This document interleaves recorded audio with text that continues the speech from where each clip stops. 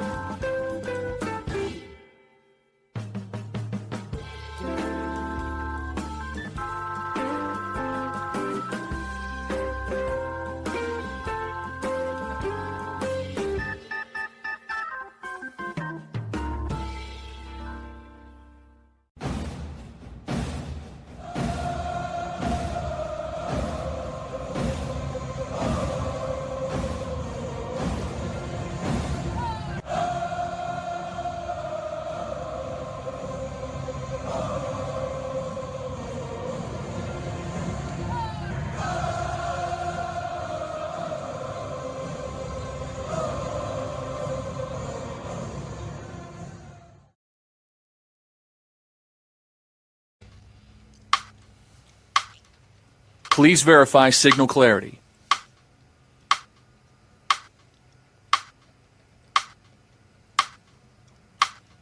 Please verify signal clarity.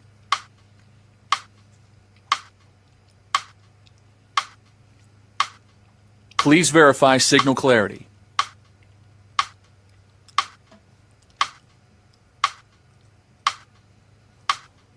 Please verify signal clarity. Quiet, we're on the air.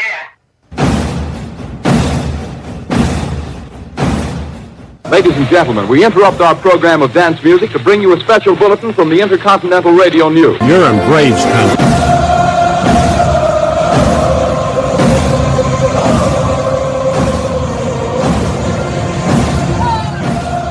Good evening, Braves country. Getting you set for pitch-by-pitch, play-by-play of your Atlanta Braves and a 3-game series against the San Francisco Giants.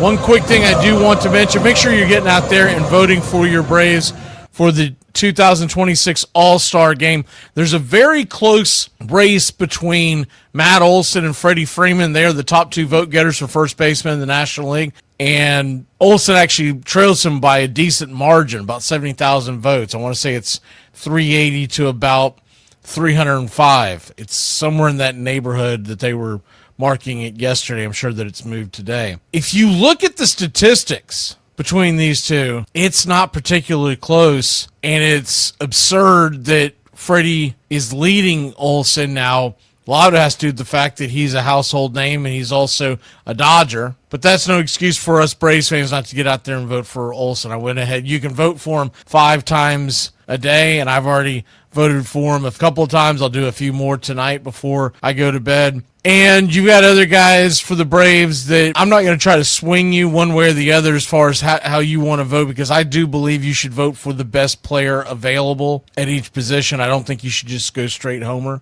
But I do believe that Ozzie Albies should start as a second baseman. I believe Michael Harris has earned the right in the outfield. And as far as the pitchers go, those are selected by the managers.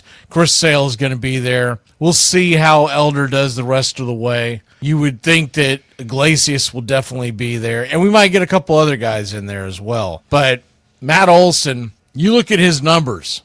You compare them to Freddie Freeman. It's not particularly close. Matt Olson has almost twice as many home runs. He has 20. Freddie Freeman has 11. And oh, by the way, they have almost as many at-bats. 278 for Matt, 265 for Freddie Freeman. Freddie has 6 more walks, so that makes up for a few of the at-bats there. Olsen leads him in RBI by 13. He leads him in home runs by 9. He leads him in doubles. And also, he leads him in the all-important category, and that's OPS. And his OPS is sitting at 894 coming into tonight. Freddie Freeman, 837. Not that Freddie Freeman doesn't deserve to be in the All-Star game. He does, and he will be. But Matt Olson should get the nod as the starter. All right, we move on from that. J.R. Ritchie is going to be coming into our starting rotation heading into this series. And of course, J.R. Ritchie is coming into the fold in our rotation because Spencer Strider is on the IL. Spencer Strider, the word on that is 4 weeks, they're shutting him down, and then he's going to be reevaluated. That could mean any number of things.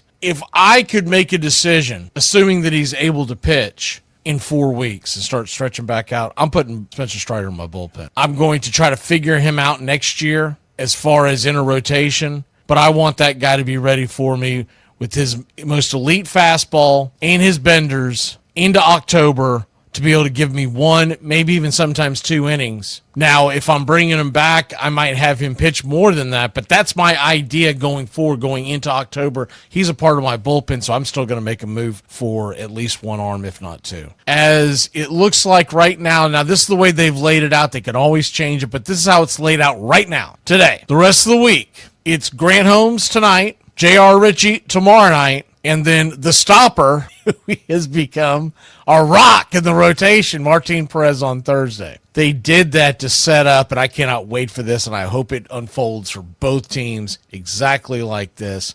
Please, we need this matchup. This would just be so fun. Friday night, Chris Sale versus Mizorowski, the Miz, as they call him. And you talk about a dynamite pitching matchup.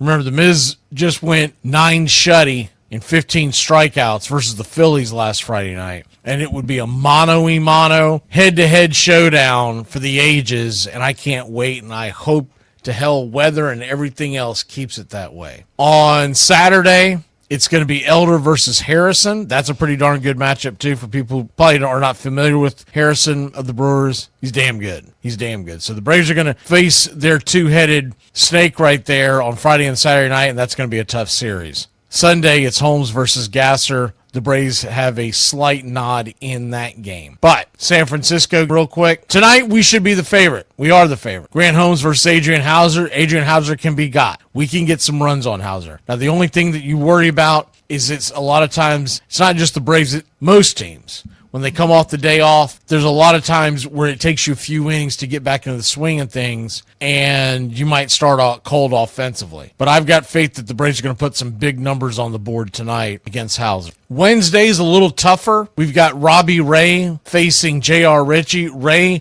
is not the pitcher that he was a few years ago, but he's still a good strikeout pitcher. You can get to Ray, but you got to be patient, and you can't chase a slider. We all know J.R. Ritchie, the rookie. He's looked phenomenal, and then he's looked like a rookie. We don't know what we're going to get from him. So that one is a true coin toss on Wednesday night, and then I think we definitely have the edge on Thursday.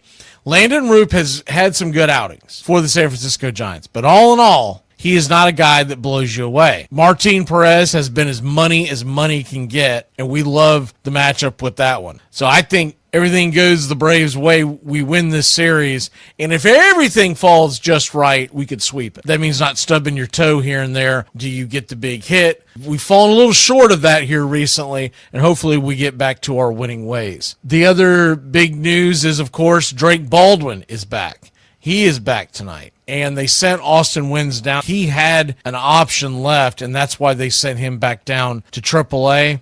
He will be back down in AAA, ready in case anything goes wrong. Sandy Leon will be your backup catcher. I don't hate that. It's not great, per se, because we all know Sandy Leon has just been really, really bad. But when you talk about backup catchers in Major League Baseball, this is typically what you have. It's very rare you have a Sean Murphy, right? And Sean Murphy, once again, we won't see him for quite some time. The hope is he's back in August. Other news, the rest of the National League looks like this real quick. Milwaukee is leading their division by 4.5 games over St. Louis. In the West, the Dodgers are starting to put a big, big gap between them and the rest of the division. They are now 8 games in front of San Diego and 8.5 in front of Arizona. We're in the middle of June. I think that it really is the time that you have to start taking this seriously on the wild card front. If it ended today, it would be St. Louis, Philly, and Washington. But the Braves' lead for the National League is not that great.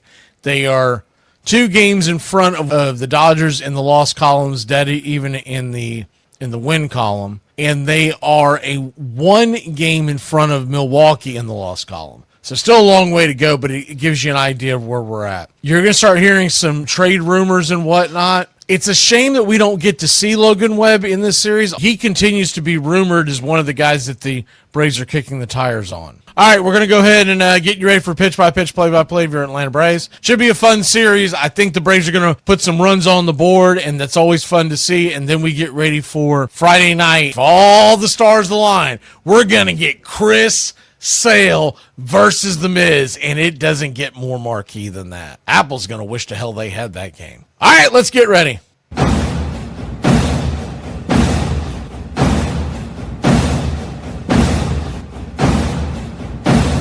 You're in Braves country.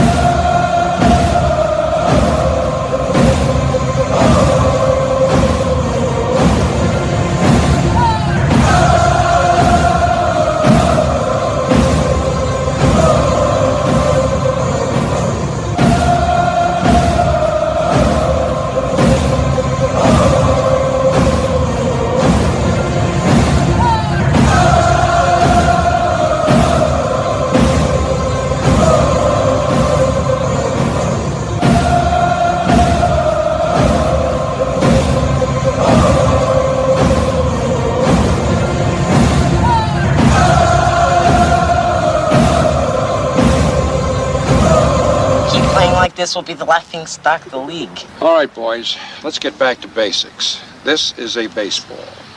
The object of the game is to keep the baseball within the confines of Braves country.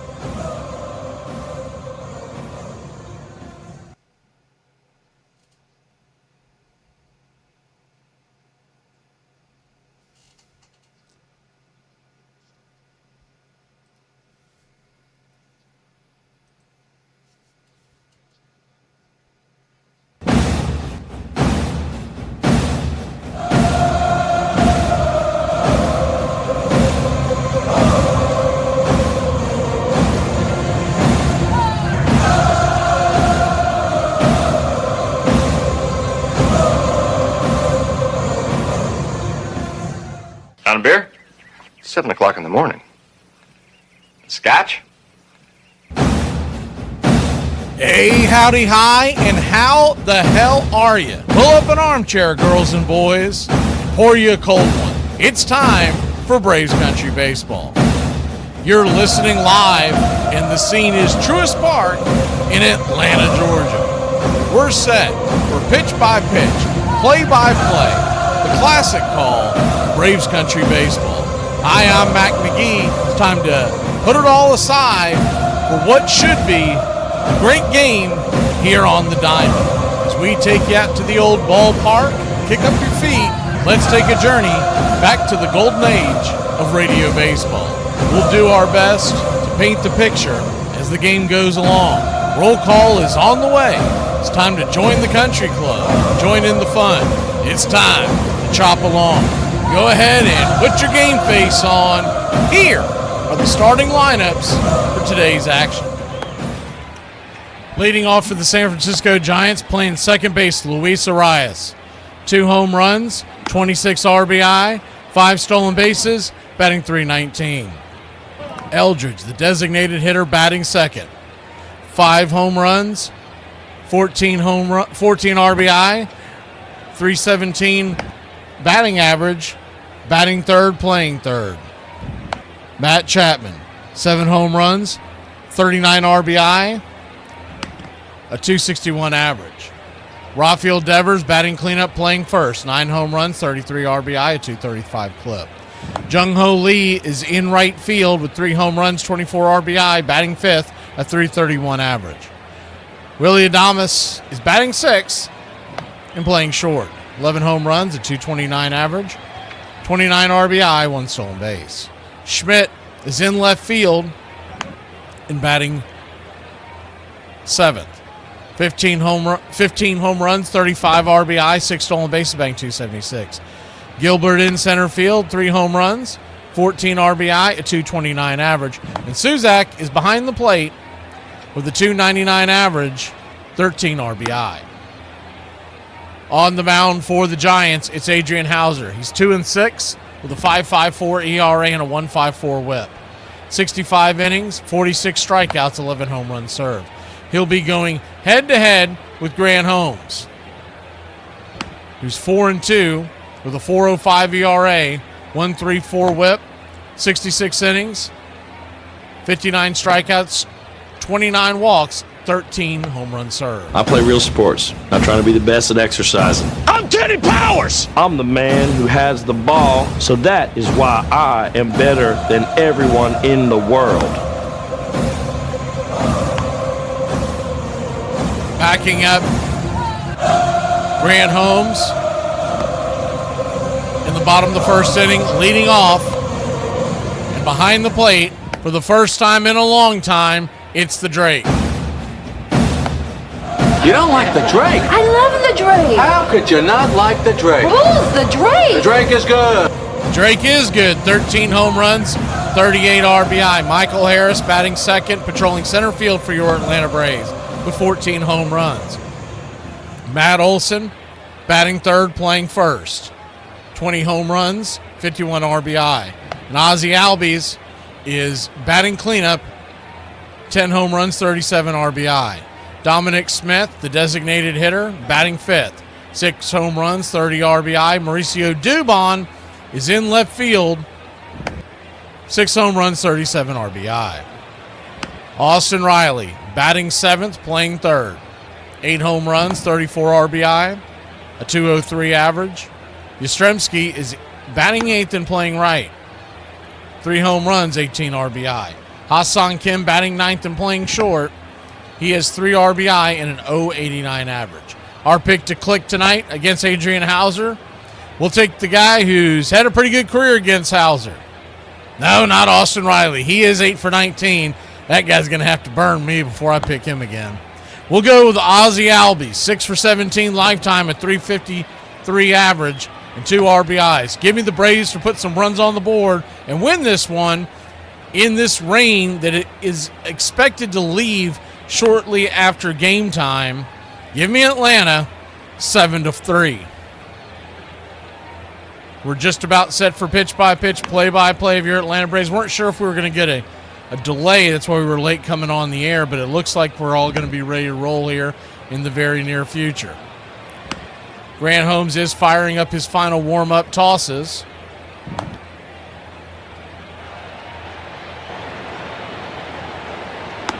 He looks just about set. The Braves are wearing their home whites.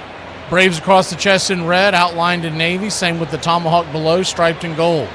Numbers on the back the same, the names in Navy.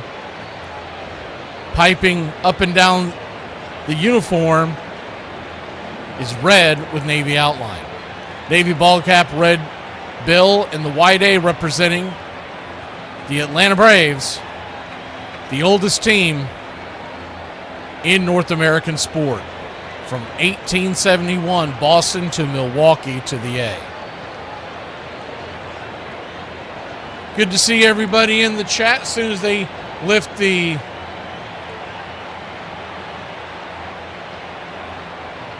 .3D curtain, we will bring it to you. It's so strange. He's warming up, but there is rain coming down. So normally they call this, but I did check the radar quite a bit, and it looks like we're just going to get a little bit of rain, and then it should disappear. And it looks like the 3D is in, and hopefully any kind of real precipitation misses us. Hope y'all had a good day off. The Giants are wearing their road grays, San Francisco across the chest in black, outlined in orange. Orange interlocking SF on a black ball cap, representing the San Francisco Giants, originally in New York. Luis Arias is stepping in. Grant Holmes is on the bump. The infield is back and to the right. And yes, sir, it is baseball time in Braves country. And the first pitch missed outside for a ball. It's 1-0. The 1-0 fouls it back. It's 1-1. Let me try to line this up. My video is actually a touch behind. I don't know why that happened. The 1-1 pitch. Upstairs misses high. 2-1. So a 2-1 count.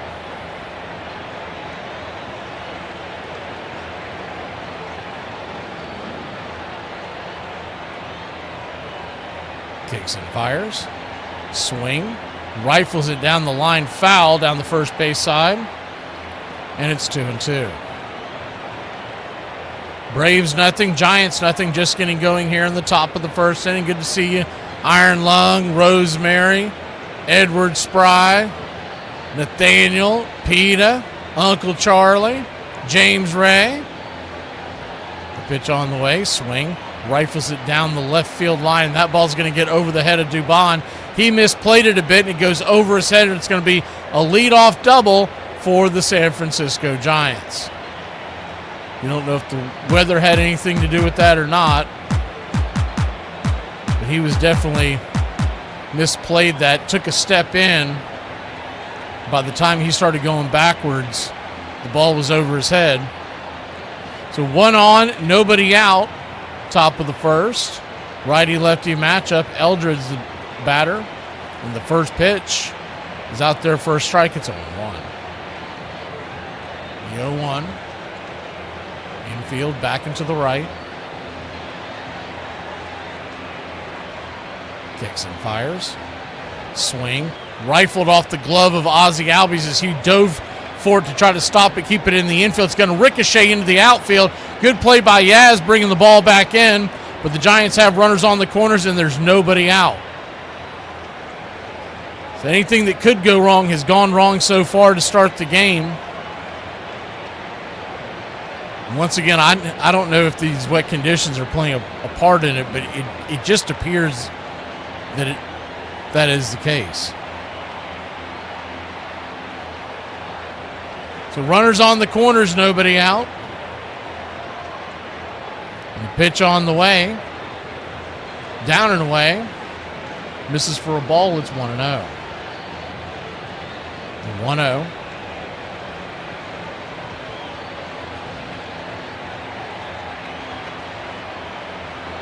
Brings it. Just below the knees, called for a low strike. We'll take it. 1-1. What you'll get from Grant Holmes is a 6-pitch mix. He throws the 4-seamer 38% of the time, as he does the slider at 38. Is the 1-1 down below the knees? 2-1. He's gone sinker, sinker, sinker to start the at-bat. He throws the curve 11% of the time, sinker 6, cutter 5, and the changeup 3. Pitch on the way is a slider inside, misses well of the zone, and it's 3-1. So he's a pitch away from loading the bases. Good to see you, John. Mark, Rosemary, the 3-1 pitch. Swing, pops it up. Fairly shallow right field. Yaz having to give chase. Here comes the catch. Here comes the throw to home plate. And cutting it off is Olsen. And Arias will slam on the brakes, and there's one away. So a good defensive play there by the Yaz as he caught the ball on the fly and brought it home. And though Arias has pretty good speed, he didn't want to test that. Rain continues to pour. I'm really surprised they didn't wait a few minutes on this game. It looks like right after this you're going to get clear sailing. This could only hurt Grant Holmes if the game is stopped right. Righty-lefty matchup, first pitch on in to Rafael Devers is called for a ball. It's 1-0.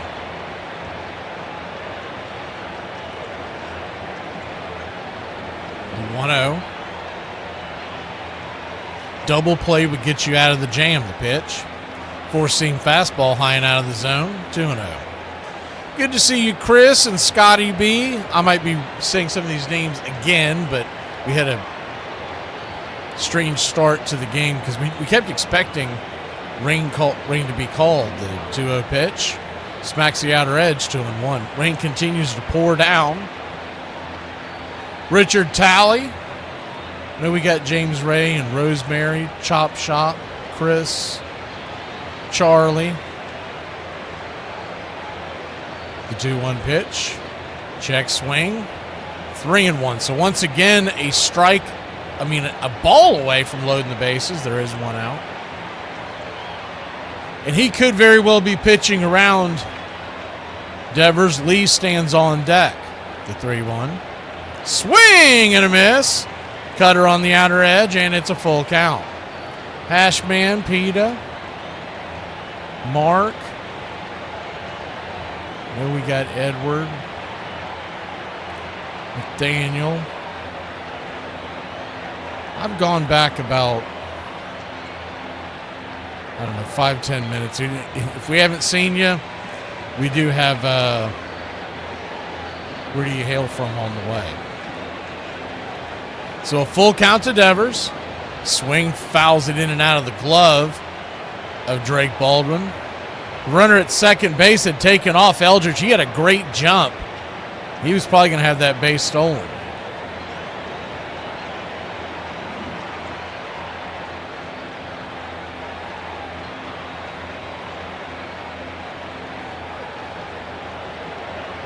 So a full count. Runners at the corners, one out. The pitch. Nowhere near the zone, high and outside, and it is ball 4. So he'll head on down to first. The bases are juiced. And there's still only one out. And that will immediately bring Jeremy Hefner out to the mound to talk to Grant. And he's also asking for a dry rosin bag.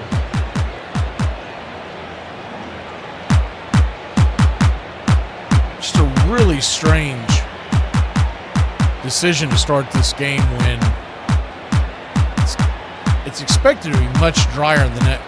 If you would have waited about, we'll say, 7:45, 8 p.m. Eastern, it probably would have been clear sailing.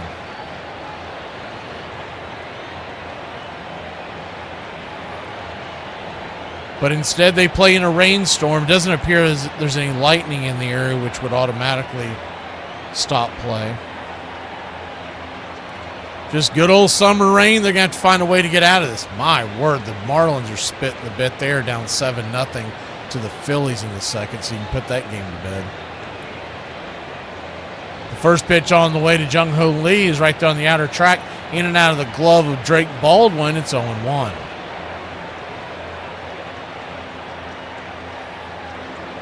Second normal pitch that he's dropped today. He's dropped 3 altogether with the foul tip. I'd say the rain's affecting him too. The 0-1. Nowhere near the zone, outside wide, 1-1. So a 1-1 count.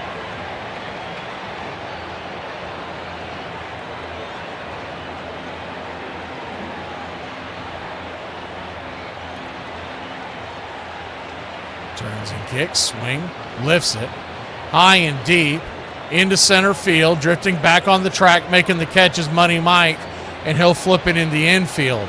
On the play, the runner at second, Eldridge, will head on down to third, and it's 1-0 San Francisco. There are 2 outs now with runners at the corners, and that'll bring Willie Adames to the plate. Adames batting .229 on the year, 11 home runs.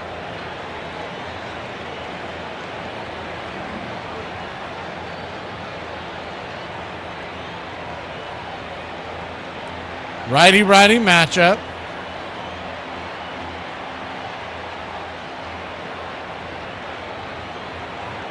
Turns and kicks. Up and in. Misses high, it's 1-0. Yeah, I don't think that's logical, D.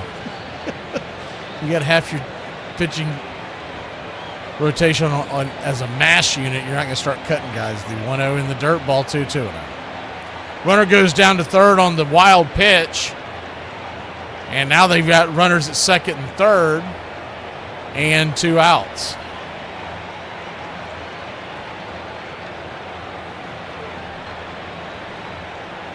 Grant Holmes about to throw pitch number 25.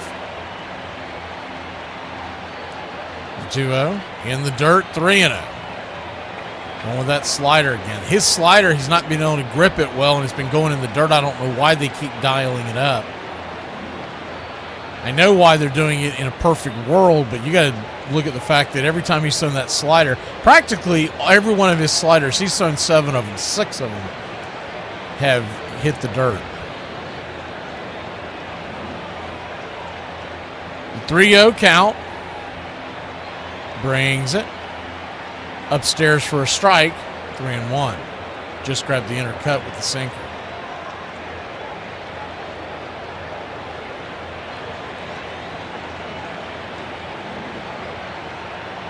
Braves trail 1-0. Second and third, 2 outs. The 3-1. Swing and a miss. Went with that sinker again, and it's a full count. So a full count, 1 strike away from getting out of this jam. As Adames wipes off his helmet. Rain continues to come down. Looks like it's letting up a little bit, but not much. The payoff pitch. Swing and a miss, strike 3, and that'll get him out of the inning. He coughs up 1, but it could have been a lot worse. We'll be right back here on Braves Country. Your Atlanta Braves will grab the sticks when we return.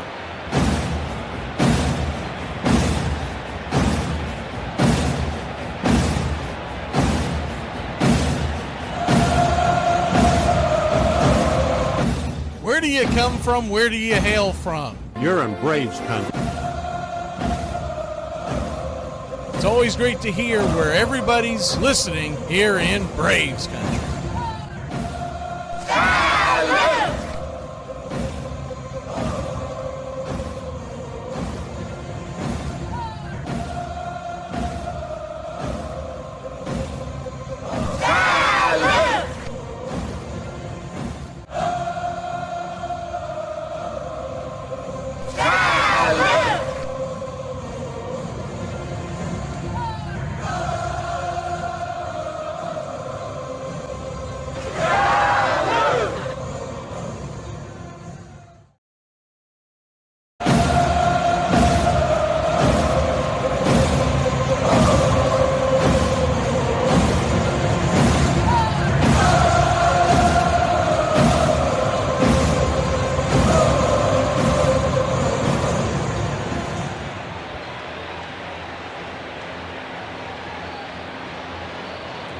Welcome back.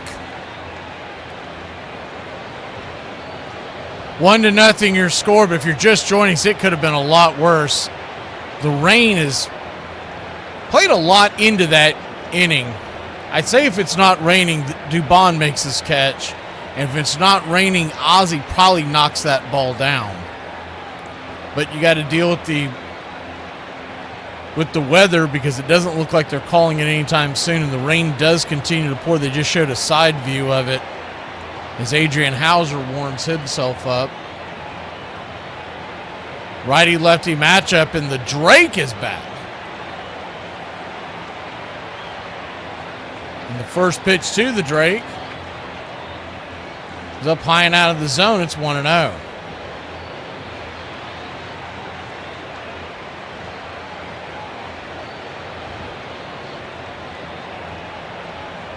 The 1-0. Kicks and fires. Outside wide. Ball 2-0.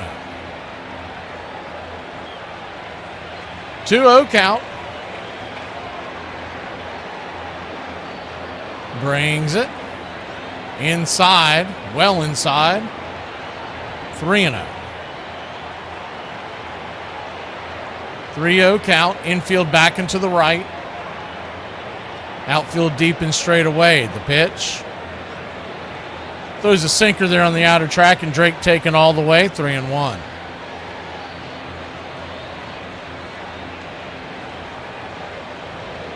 The 3-1. Brings it. Swing.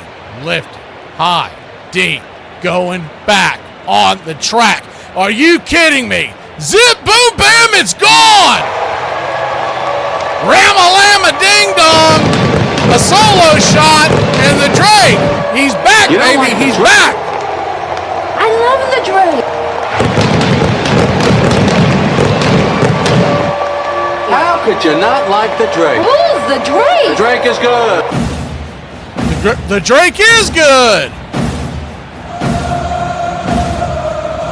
Are you kidding me?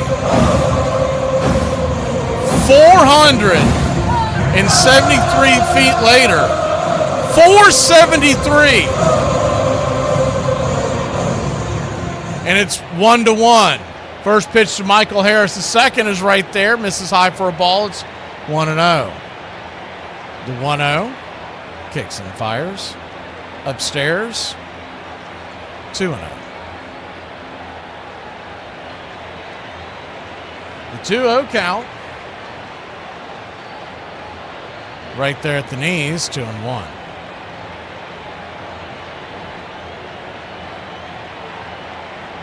Braves 1, Giants 1. Just getting going here in the bottom of the first inning. Michael Harris digging in. The 2-1 pitch. Swing.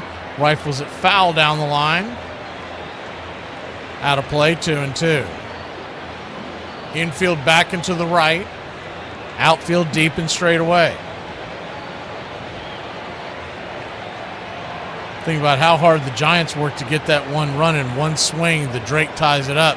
The 2-2 pitch, swing. That ball's lifted into center field. It is down for a base hit.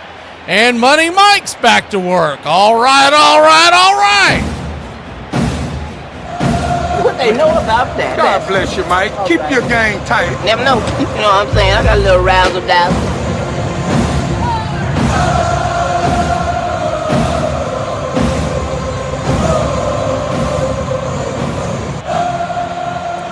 Righty-lefty matchup. Matt Olson digging in. The first pitch on the way is upstairs.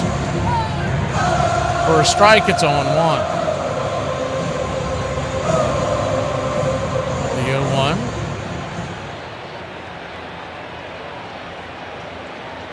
Kicks and fires. P on the outer edge. 0-2. He's trying to fire up the 3D on another window because it looked like it was kind of jerking and whatnot, but it appears that it's across the board for it may have something to do with the weather in Atlanta. You never know. The 0-2 outside wide, 1-2. I'm sure a lot of that stuff works on Wi-Fi.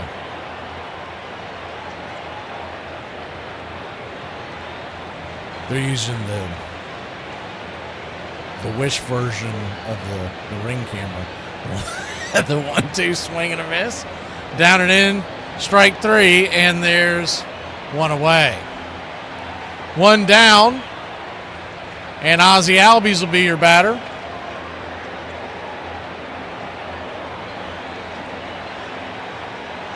One to one your score, bottom of the first. Ozzie, open stance from the left side. First pitch digging in, and the pitch is well inside. Misses for a ball. It's 1-0. 1-0. Harris at first. Pretty good lead over there. 1-0. Swing. Lifts it high into center field, but not very deep. Underneath it, making the catch, is Gilbert for out number two, excuse me. Hauser with one strikeout, Holmes with one strikeout, each team with one run. Now Dominic Smith comes to the plate, the Dominator, batting .282 on the year. The .754 OPS. 6 home runs. The first pitch, just outside the zone, not four-seam fastball. It's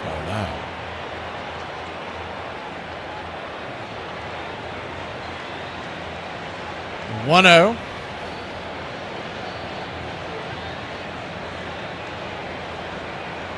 Turns and kicks. Inside, spins him around, ball 2-0.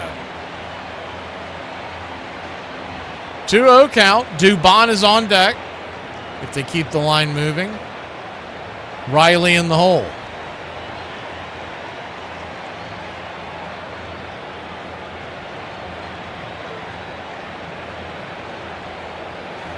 The 2-0 pitch, swing. Bangs it back foul, 2-1. Looked like the slider upstairs.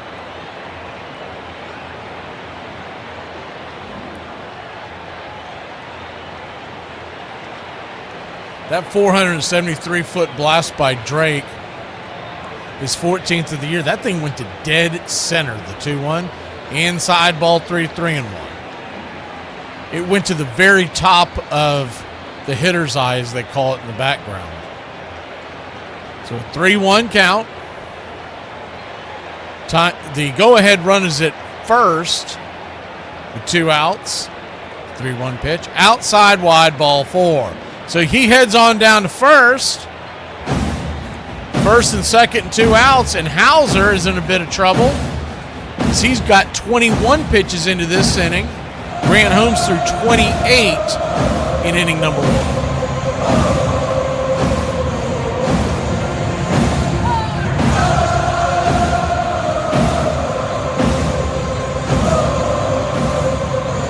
Mauricio Dubon, the batter.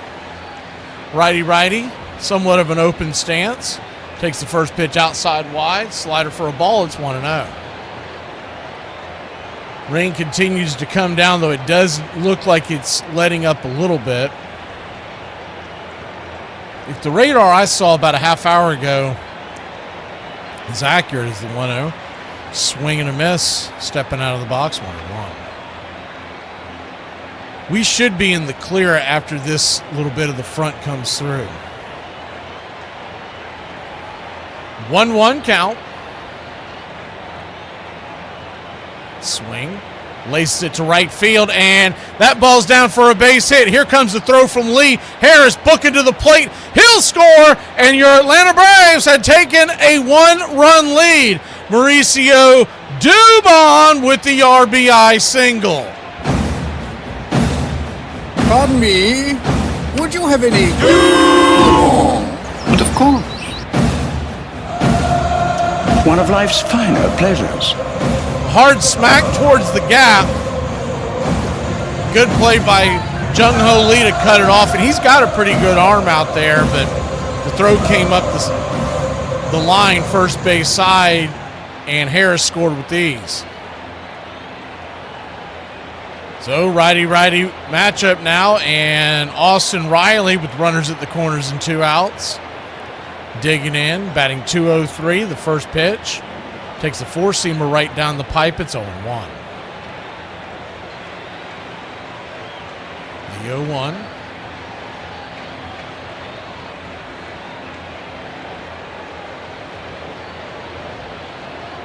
Pitch 26. This is high and out of the zone. 1-1.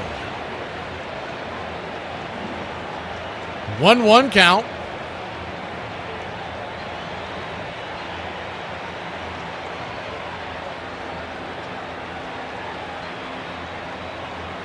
Pitch on the way. Swing. Pops it back foul.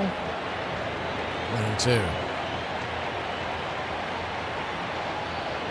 I wish we could get Jung-Ho Lee from San Francisco.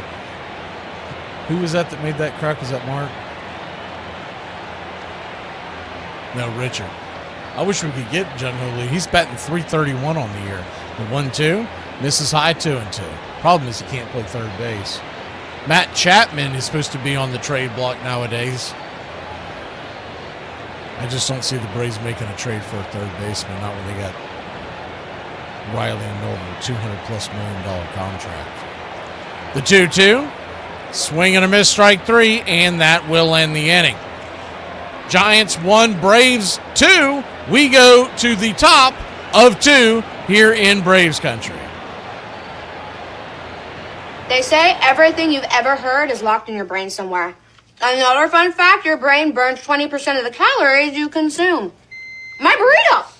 One-season wonders. In 1989, a 23-year-old Jerome Walton would make his Major League debut with the Chicago Cubs on April 4th, a game in which he had 2 hits and drove in a run. There's no place like home. In 57 games, he had 70 hits, 3 home runs, 24 RBIs, and 12 stolen bases. During day games that season, he had 40 runs, 81 hits, 16 stolen bases, and a .329 batting average in 60 games. Against the National League East, he had 90 hits, 15 doubles, 32 RBIs, 17 stolen bases, and a .304 batting average. He rocked left-handers to the tune of a .320 batting average, a .374 on base percentage, and a .438 slugging percentage. He was named the National League Rookie of the Year, the first Cub since Ken Hubbs in 1962. He ended the season batting .293 with 24 stolen bases, and he also had a 30-game hitting streak. It didn't end there. In the National League Championship Series, he batted .364 with 8 hits in 5 games. Here he comes, the popular whiz kid, Richie Ashburn. I've never seen a better leadoff hitter than me. Ashburn opens up with an infield bounder that he beats out for a base hit. I would get close to 200 hits a year and 100 walks a year. Richie Ashburn opens the first inning with a walk. That's what a leadoff hitter is supposed to do. I don't think they realize how hard it is to hit 300. Richie Ashburn singles in the 5th inning for his second hit. And as I look back, I'm surprised that I did it. I had great speed. I had ability with the bat in that I could keep the ball in play, and I didn't strike out much. The capstone for Richie Ashburn came in 1995 when he was inducted into the Hall of Fame in Cooperstown. I think I made the most of what I had in terms of ability, and so I have no regrets at all about my Major League career. Here is my Halloween costume reveal. Can y'all guess what I am? I'm that bitch.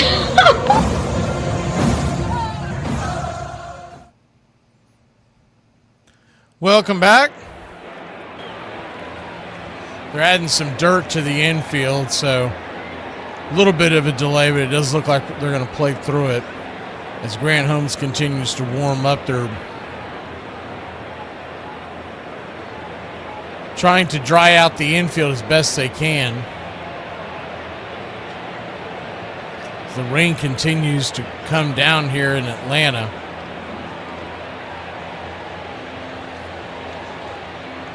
Braves lead it 2-1. Y'all were asking about Willie Adames. I think Rebels was confused by it, but by my response. He has a 7-year, $182 million contract that doesn't expire until 2031. The Braves aren't getting in the middle of that nonsense. He's a decent player, don't get me wrong, but the Giants way overpaid for him. And I saw that they had put him on the trading block, but well, of course you're going to put him on the trading block because you don't want to pay the rest of that contract. It doesn't mean anybody wants your mistake. It would be a little different if it was a shorter contract, 1 or 2 more years left. First pitch is high and out of the zone. Casey Schmidt, the batter, the left fielder. It's 1-0. Righty-righty matchup, the 1-0. Schmidt with an 818 OPS. Takes the pitch on the outer track, slider, 1-1. 276 hitter and 15 home runs to boot. Braves 2, Giants 1, top of the second. The pitch, right there for a strike, 1-2.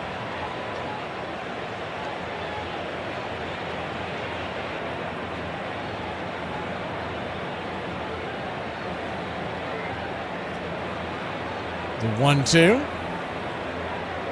You just got to hope nobody gets hurt out there on that wet grass tonight. That's just would be brutal right now considering all the injuries. The 1-2 down and away. 2-2. Spencer Strider is expected to miss at least 2 months. They're going to shut him down for 4 weeks. Reevaluate him. If he's good to go, he can start a throwing program, but that's going to take about a month to get him back. The 2-2. Swing. Whistles it up the middle, and that's going to be a leadoff single for the Giants. Skipping through the puddles, heading towards the outfield. And Eli White is in for Harris. So you don't love to hear that. Eli is in left. And Dubon is in center field now. And hopefully it's just precautionary because of the weather, but I'll try to get something on that for you in a second. Righty-lefty matchup. The pitch right there to Gilbert. It's for a strike. Cutter down the pipe. It's 0-1.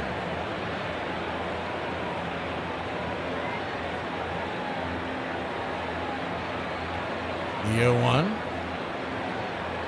Drops the change up there at the top of the zone. It's 0-2. Watching the replay of him scoring, he scored the go-ahead run in the last half inning as the time is called. I don't see anything there on the replay. And all we're getting as a report is that Michael Harris has been pulled from the game. The 0-2 count.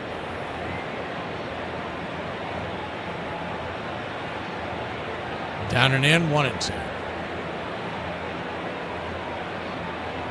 But there must have been something to make them pull him out of the game. And once again, what were they doing starting this game until the rain cleared? I mean, it's just...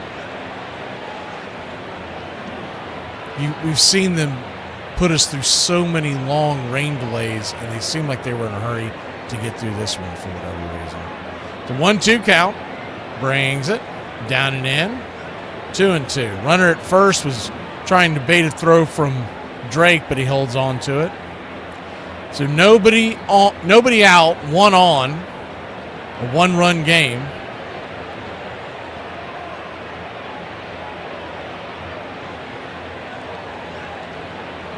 Kicks and fires, high and out of the zone, full count.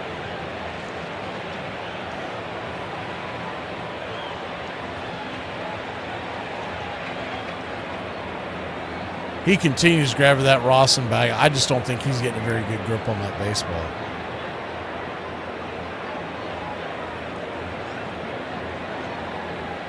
Holmes comes set. The payoff pitch.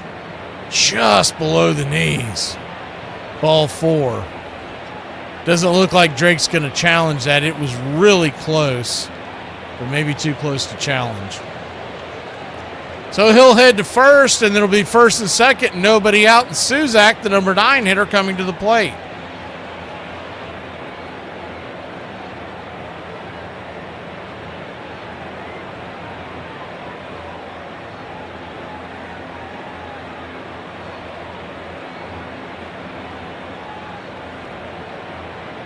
Daniel Suzak, who's batting .299 on the year with 13 RBIs. Righty-righty matchup, shows bunt.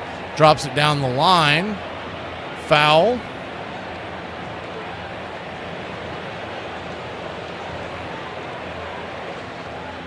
The ball rolled into the infield grass, but he must have made contact with it. So they called that foul very quickly.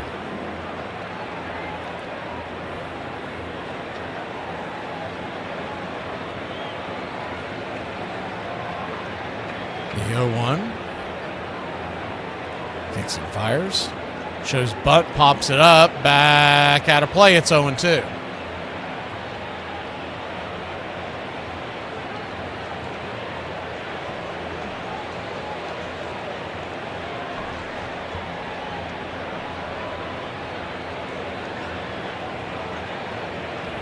The 0-2. Grant comes set, brings it. Swing and a miss, strike three. Chase the slider down and away, and there's one down. Second strikeout of the day for Grant Holmes. I play real sports, not trying to be the best at exercising. I'm Teddy Powers! I'm the man who has the ball, so that is why I am better than everyone in the world. And Luis Arias, you got to be careful with this guy because he finds spots to just poke the ball. He does not swing for power in situations like this. First pitch is a sinker there for a strike. It's 0-1. Batting .321 on the year, and one of his best swings that he has done his entire career versus a right-hander with runners in scoring position, just to punch it out to left field in no man's land. Is the 0-1 in the dirt, slider, 1-1. 1-1 count. Eldridge stands on deck. Braves lead it 2-1. First and second with one out. The infield back into the right, outfield deep and straight away. Eli in left, Dubon in center, and Yaz stayed in right. That's how they played that. A little surprised they didn't just put Eli out in center. 1-1.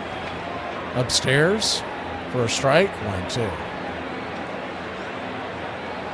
You're going to see a lot more action out there in center field. If we're going to get somebody injured again because of the rain, I don't want it to be Dubon. We use that dude way too much.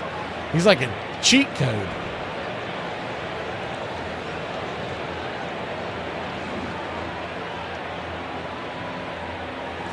So 1-2 count.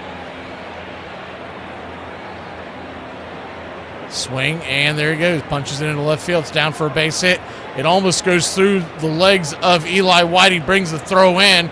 Everybody will go station to station, and the bases are loaded with one out. He has made an absolute living off of that.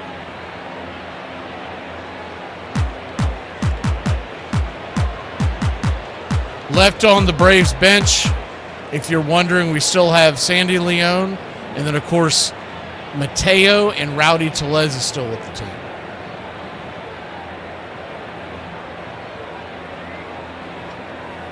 Righty-lefty, first pitch swinging, chops it foul. Eldridge the batter, it's 0-1. Rain continues to come down.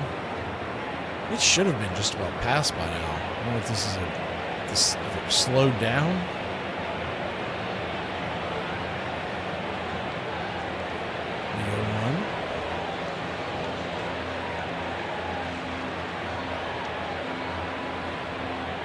Brings it in the dirt, 1-1.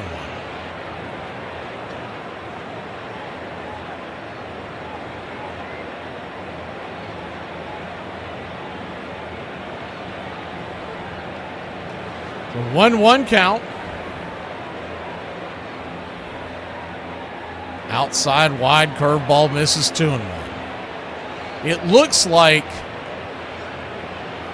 you got about another half hour of this type of rain coming down, and then after that it should pass. There's a clearing, assuming nothing else comes back up in the background, but after that it's showing clear skies. The 2-1 down below the knees, called for a strike, and he wants to challenge this. Can't say I blame him. It looked like a ball, and he got it right. So it's now 3-1.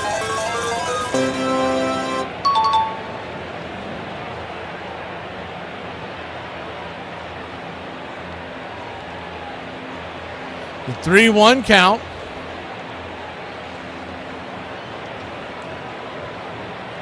Bases loaded. Braves cling to a 1-run lead. The pitch. Swing. Fouls it away. Well, Rosemary, if you think about it, not building a brand new stadium and not putting a retractable roof in the south It's just, I mean, that's just dumber than hell. That's all I can tell you. The payoff pitch in the dirt, ball 4. So he'll head down to first, and the game is tied 2-2 as he walks in the run.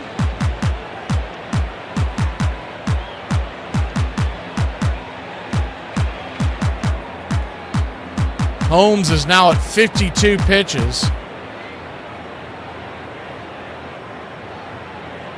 Just 28 for strikes. It's his third walk of the day.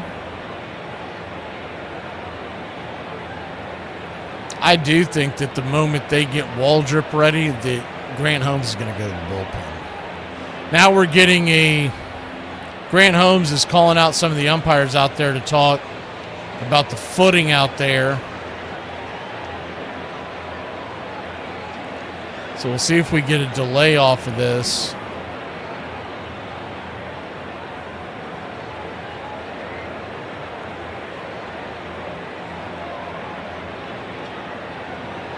Matt Chapman, the batter. Righty-righty matchup, bases juice, and the ball is ripped into center field. Making the diving catch out there is Dubon for out number 2. The Giants will score the runner from third on the sac fly, RBI, but a great play by Dubon may have prevented multiple runs from scoring on that play. This kid can do it all. Pardon me, would you have any... But of course. One of life's finer pleasures. Shows up to play every day. Can play anywhere, bringing 5-6 different types of gloves to the field. And it continues to hit at a pretty good rate as well.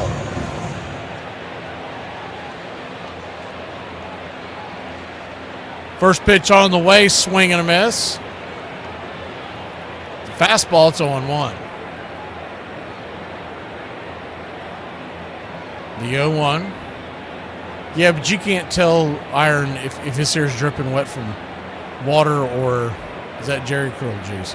The 0-1 pitch, swing, dribbles it up the middle. That's going to be a 6-3 putout, and that'll end the inning. We'll go to the bottom of the second. Try to dry off in the dugout and grab the bats when we return. Okay, this is a genuine question to like older people. What did you do before you could look something up? Like, if you saw someone and you were like, oh, they remind me of that actor. What was that? What's his name? Like, and you couldn't, and none of your friends knew. Would you go to a library? So it kind of went like this. God, what's the name of that guy? He was in the movie. He's got like a weird name. I can't think of it. I don't know. Okay, then I'm just going to sit here and not know. And no, we could not use the library because the library was not like Google. You can't go into a library and like look at the book. The books don't answer you. So we just didn't know. Dustin Hoffman, yes! The 9 greatest center fielders. Here's number 7. He is so much fun to watch right now because he is doing everything that all the scouts told us he could do. A 2-run homer, a 3-run homer. What a performance by the 19-year-old Andrew Jones. My main thing I wanted to do is just go out there and play and be the best I can be at my position. Going at the wall, up the wall. He made the catch. What a play. He also has put himself in a level of you think he's going to catch everything. I mean, literally, when the ball leaves the bat, you figured, no, Andrew's got it. People always ask me who was the best position player that I played with, through the years, and it was Andrew Jones. Andrew Jones has done it again. The best defender that I've ever played with. 10 gold gloves, 430 homers, was my bodyguard for so many years. When you're in the conversation as the greatest of all time to play the position of center field with a guy like Willie Mays, I think that says a lot. A special thanks to the greatest center fielder that I've ever seen in Andrew Jones. To have my number retired next to Mr. Hank Aaron, number 44, blew my mind. I'm thankful for the Braves for giving me this opportunity to play the game that I love. Braves Country Radio, your home for the classic call of Braves Country Baseball.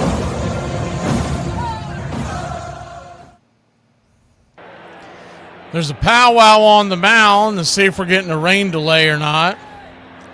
They're applying infield dirt once again.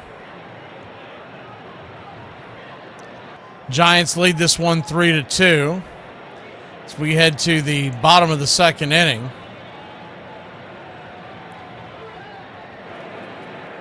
Thank you for the update, PETA.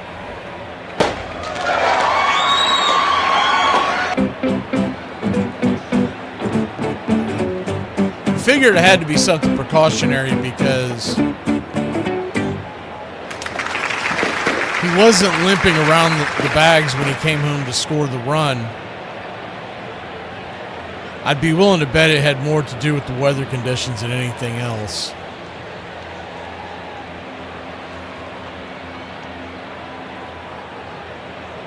And they continue to apply dirt.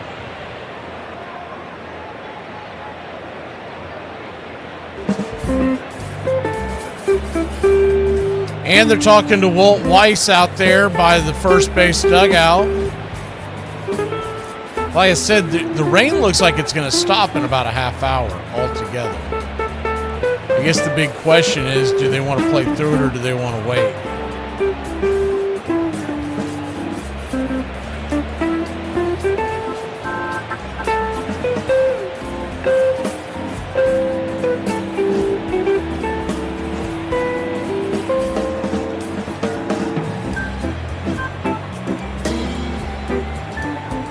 You look back behind the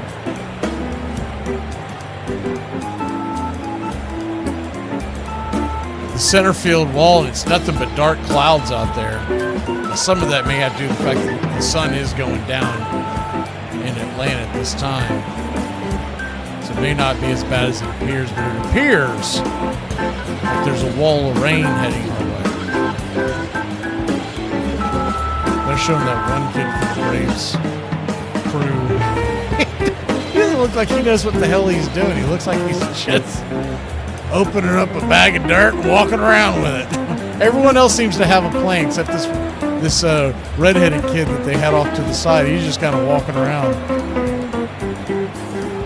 Norway beat Iraq 4-1 in the World Cup, if anybody cares about that. Phillies are just pounding the sand. Speaking of sand, they are pounding the sand out of Miami. It's 8-0 in the fifth.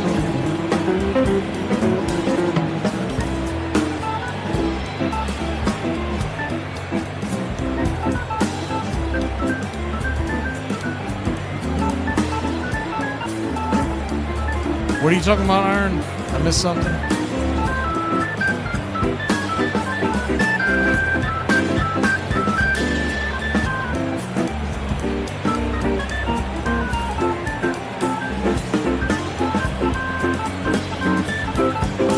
See, everybody else that's doing this, they seem to have like a routine. They're showing an older guy and this girl, and they both seem to have a routine, like of what they're doing. That redheaded kid, man, he looked like a little kid out there just spilling sand everywhere. He looked like it was like clean up on aisle 4 at Home Depot.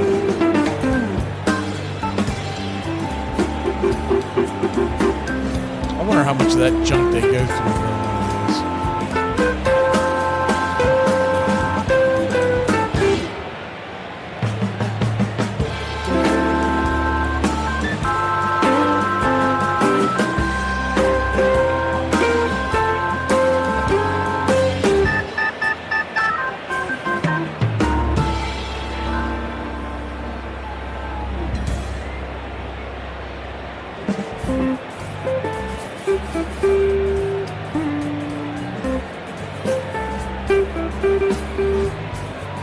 Yep, there's that redheaded kid again. He still doesn't look like he knows what he's doing.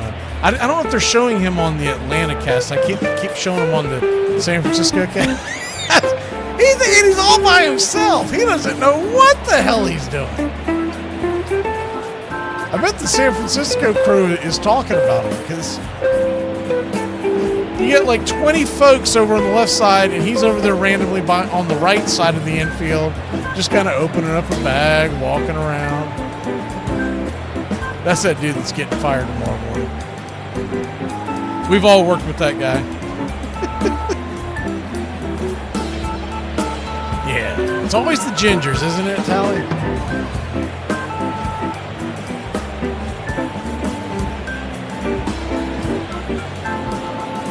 can't trust those damn Irishmen. Those McGee's and everything. I guarantee his name's McGee. But he's that dude, man. He's that dude that has gotten everybody else to get off to the side after this. And they'd be like, man, Opie's got to go, man. I guarantee you.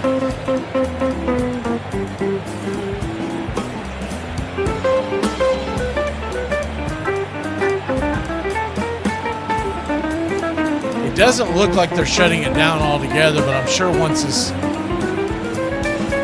we get back to the action, I would think they have to let Adrian Hauser warm up again. The Yaz will be leading us off.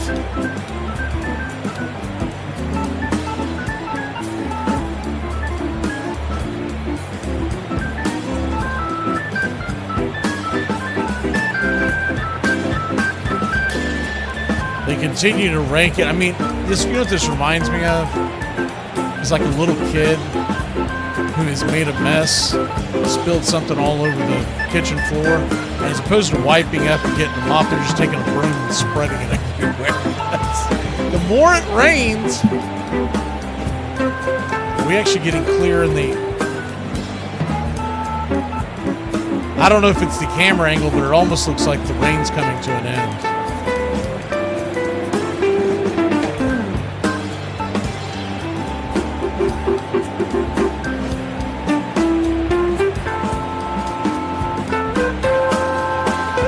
Might help his swing out, Tally.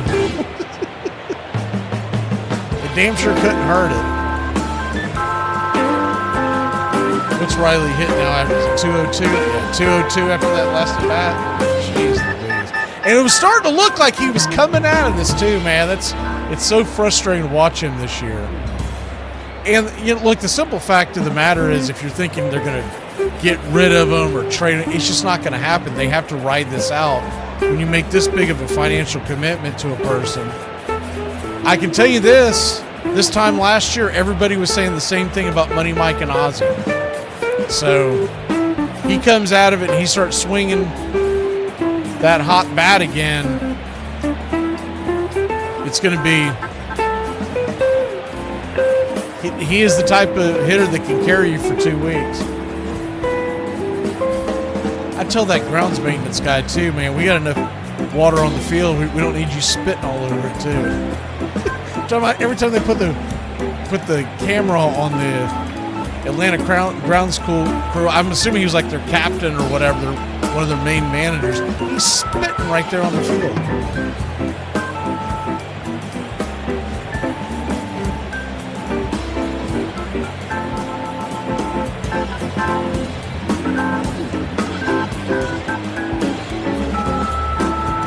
Well, at least the kids out in the outfield are having a good time. They got their tarps off and partying, having a good time. They're showing a couple of ladies out there in the stands. They got those. That's my favorite thing to get at the Braves game, is that big baseball bat full of beer.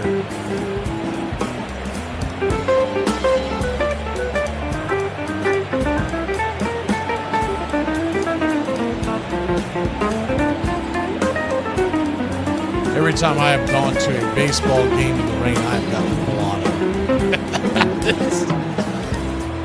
Once it starts raining, like, all right, then let's see how deep we can get into this one. We went to the one in New York, Braves and Mets in Citi Field, and it had two. They weren't lengthy rain delays, but there were two rain delays, and they have some kind of a whiskey bar that sits up at the top. And needless to say, it was curtains.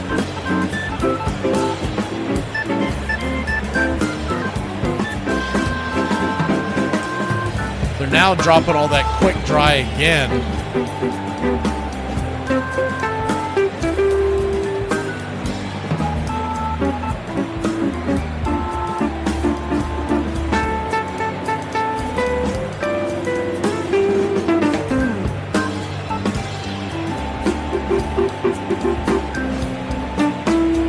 See if if there's any official word on what's going on with this.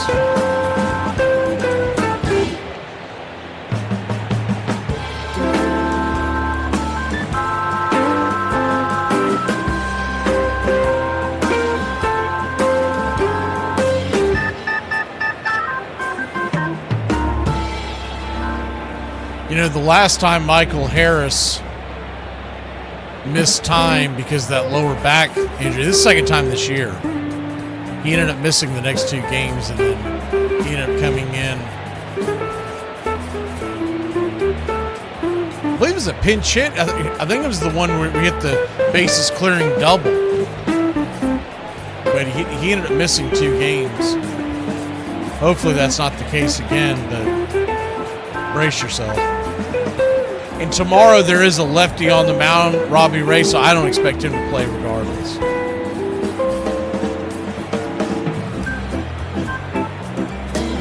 If he's struggling on an injury, Robbie Ray on the mound throws those sliders and your back's all torqued out, there's no way he's going to play tomorrow.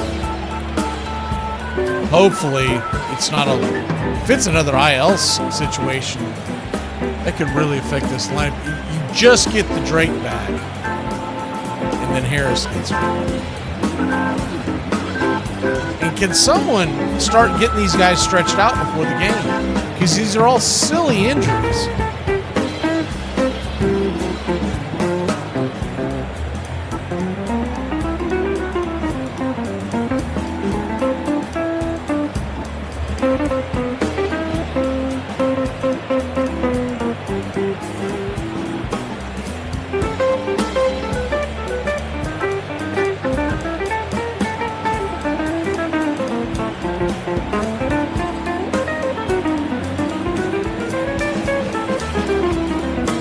Still dragging the quick dry around the infield.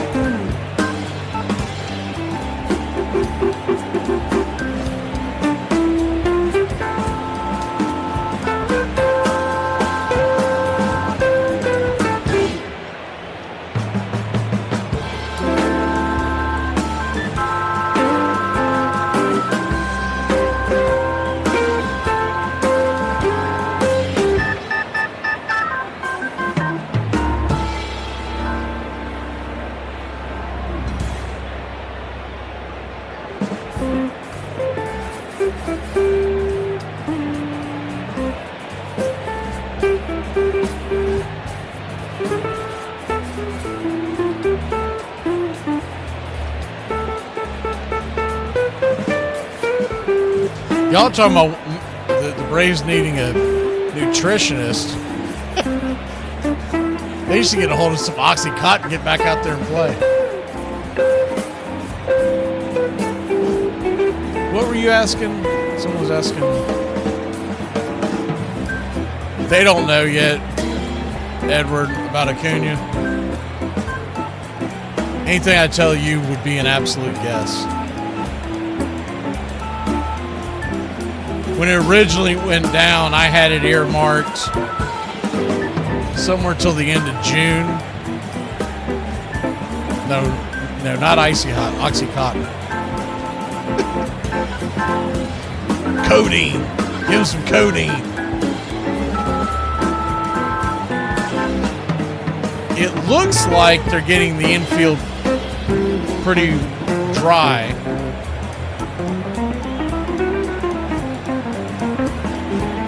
And so then what you would have is them having to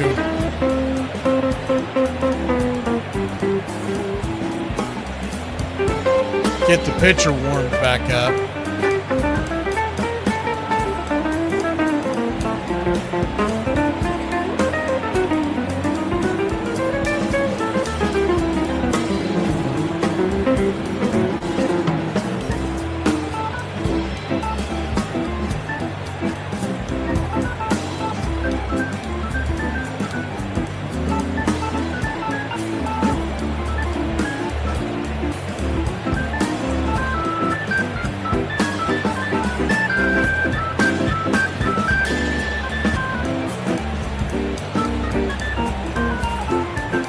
never really rained that hard to the point where you're worried about puddles and all that. It's more the fact that in the infield, it just continued to rain, so they could never get it dry. They could never get in front of it. It's still really dumbfounding that they didn't. Folks at the radio stations were asking me about it, and I told them that I didn't think we'd start this game until about 8:30, 8:15, 8:30. And it looks like that's what they should have done. This is just a mess.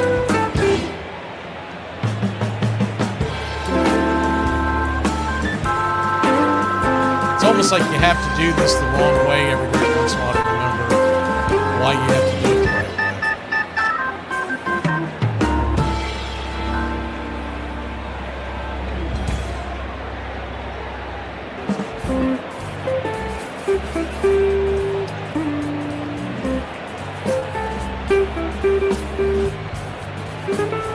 Well, while we wait on this, let's go ahead and do the out-of-town scoreboard. We'll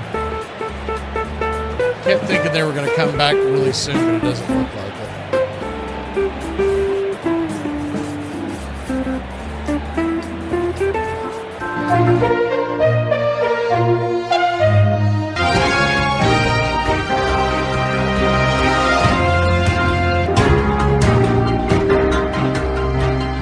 American Rebels beer scoreboard looks like this. The Phillies are all over the Marlins 8-0 in the 6th. Blue Jays 3-0 over the Red Sox there in Fenway in the 5th inning. Nationals 3-1 over the Royals heading to the bottom of the 6th in Nationals Park. The Yankees are at home against the White Sox and it's 7-1 New York, 4th inning. Reds 4, Mets 1, 4th inning in Cincinnati, Ohio. They're in Milwaukee, Wisconsin, and the Brewers and Guardians are all tied up, nothing apiece in the 3rd. Padres and Cardinals 0-0 in the 2nd in St. Louis. And in Arlington, the Rangers trail the Twins 2-0 in the 1st. Cubs over the Rockies 1-0 in the bottom of the 1st in Chicago. And the Tigers and Astros are scoreless there in the 1st inning in Houston. Other games tonight, Angels at the Diamondbacks, Orioles at the Mariners, Pirates at the A's, and the Rays are at the Dodgers. We'll have Rays and Dodgers on a doubleheader tomorrow. 3:07 first pitch, followed by Braves and Giants. Hopefully, it's looking closer and closer like they're about to get ready to get back at it. They just got to give Hauser the go-ahead to go back out there and warm up. Cover the point spread, cover the point spread, cover the point spread, cover the point spread.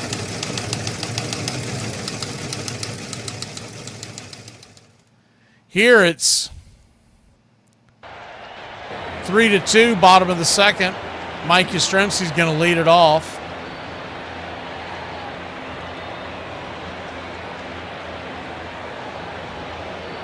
As they continue to do maintenance on the field.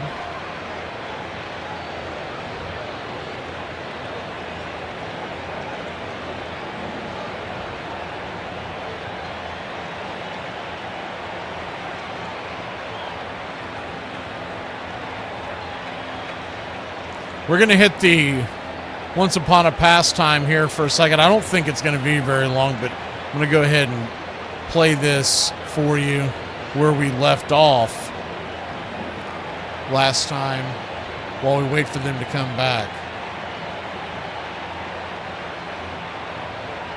As soon as we see the pitchers start warming up again, we'll jump back in here.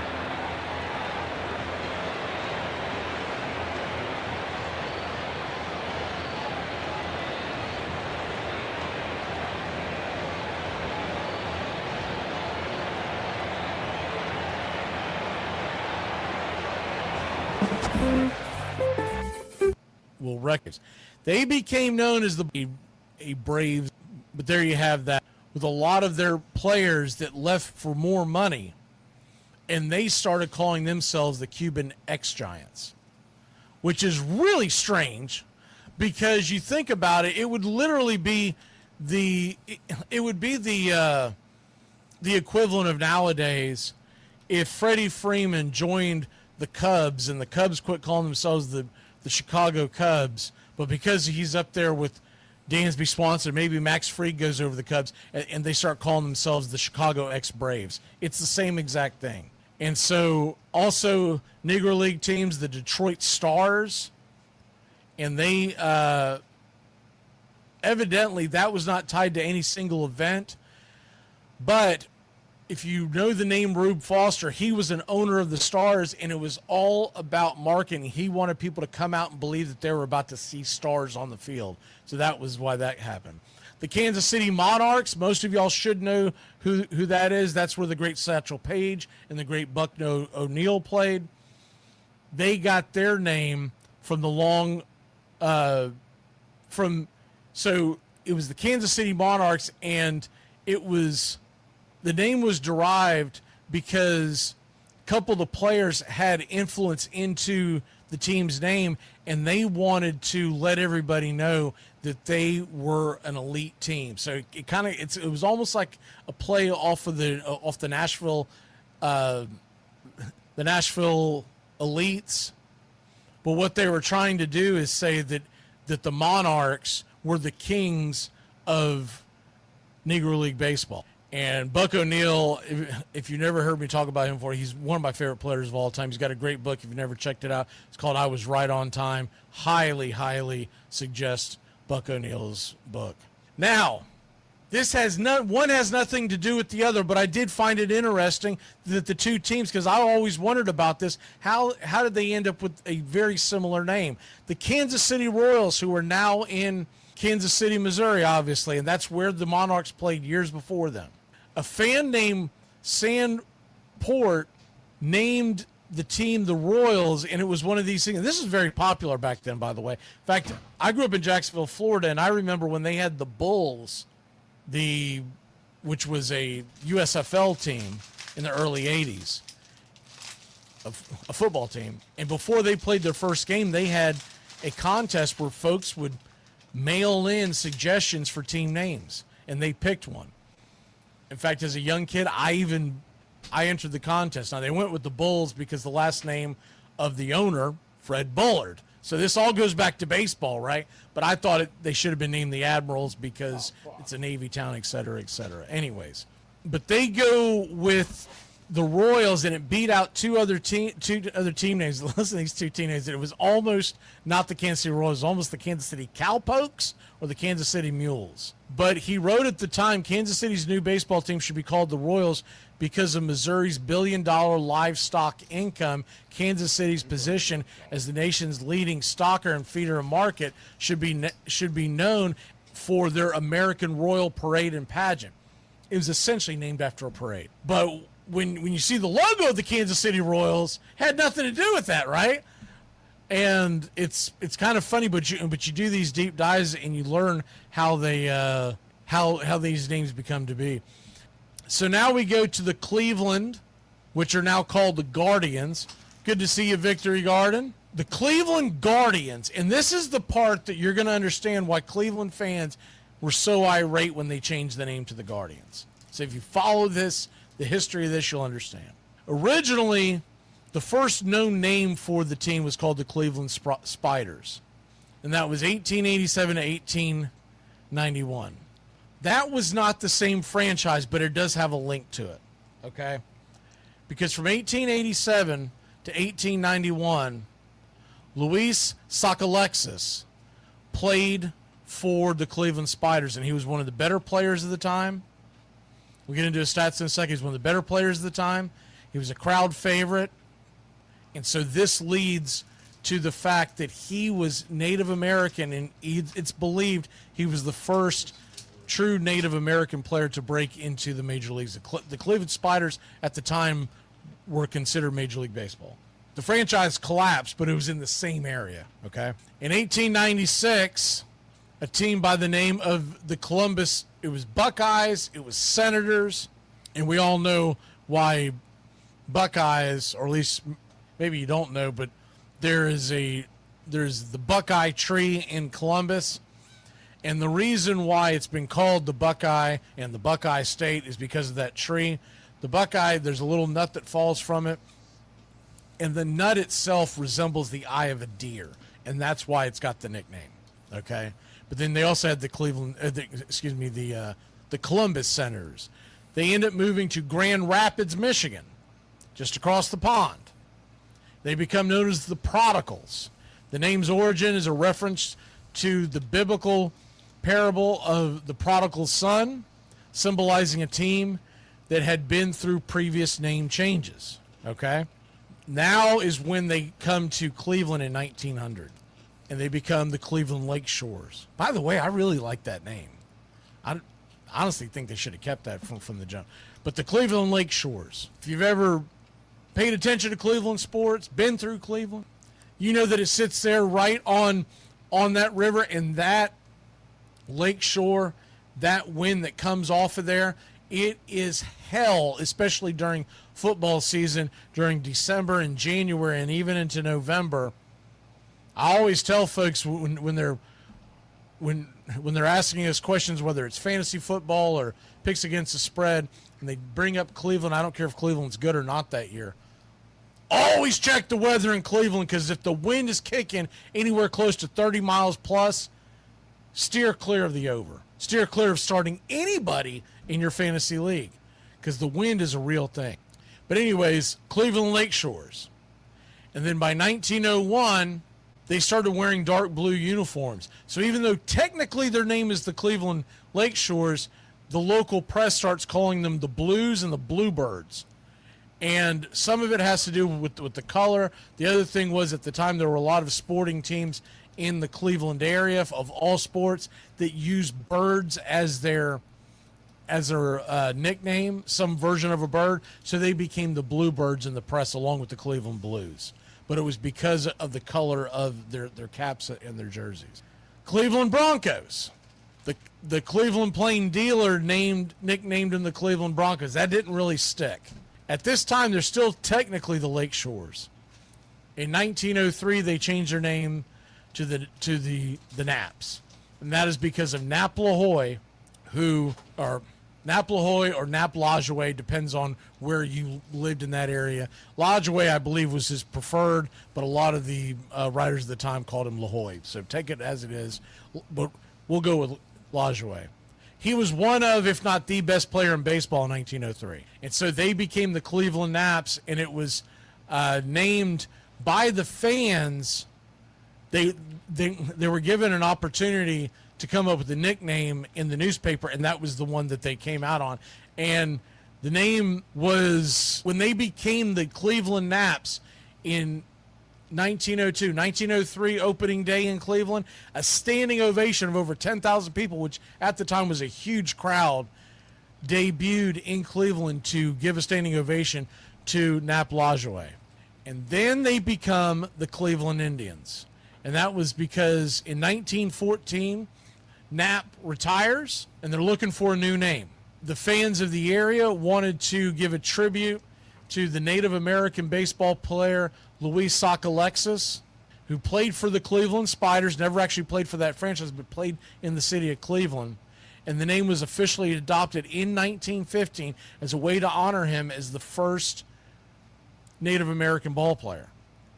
And they named him. They named the team the Cleveland Indians. Also, at that time, their ace pitcher was a Native American.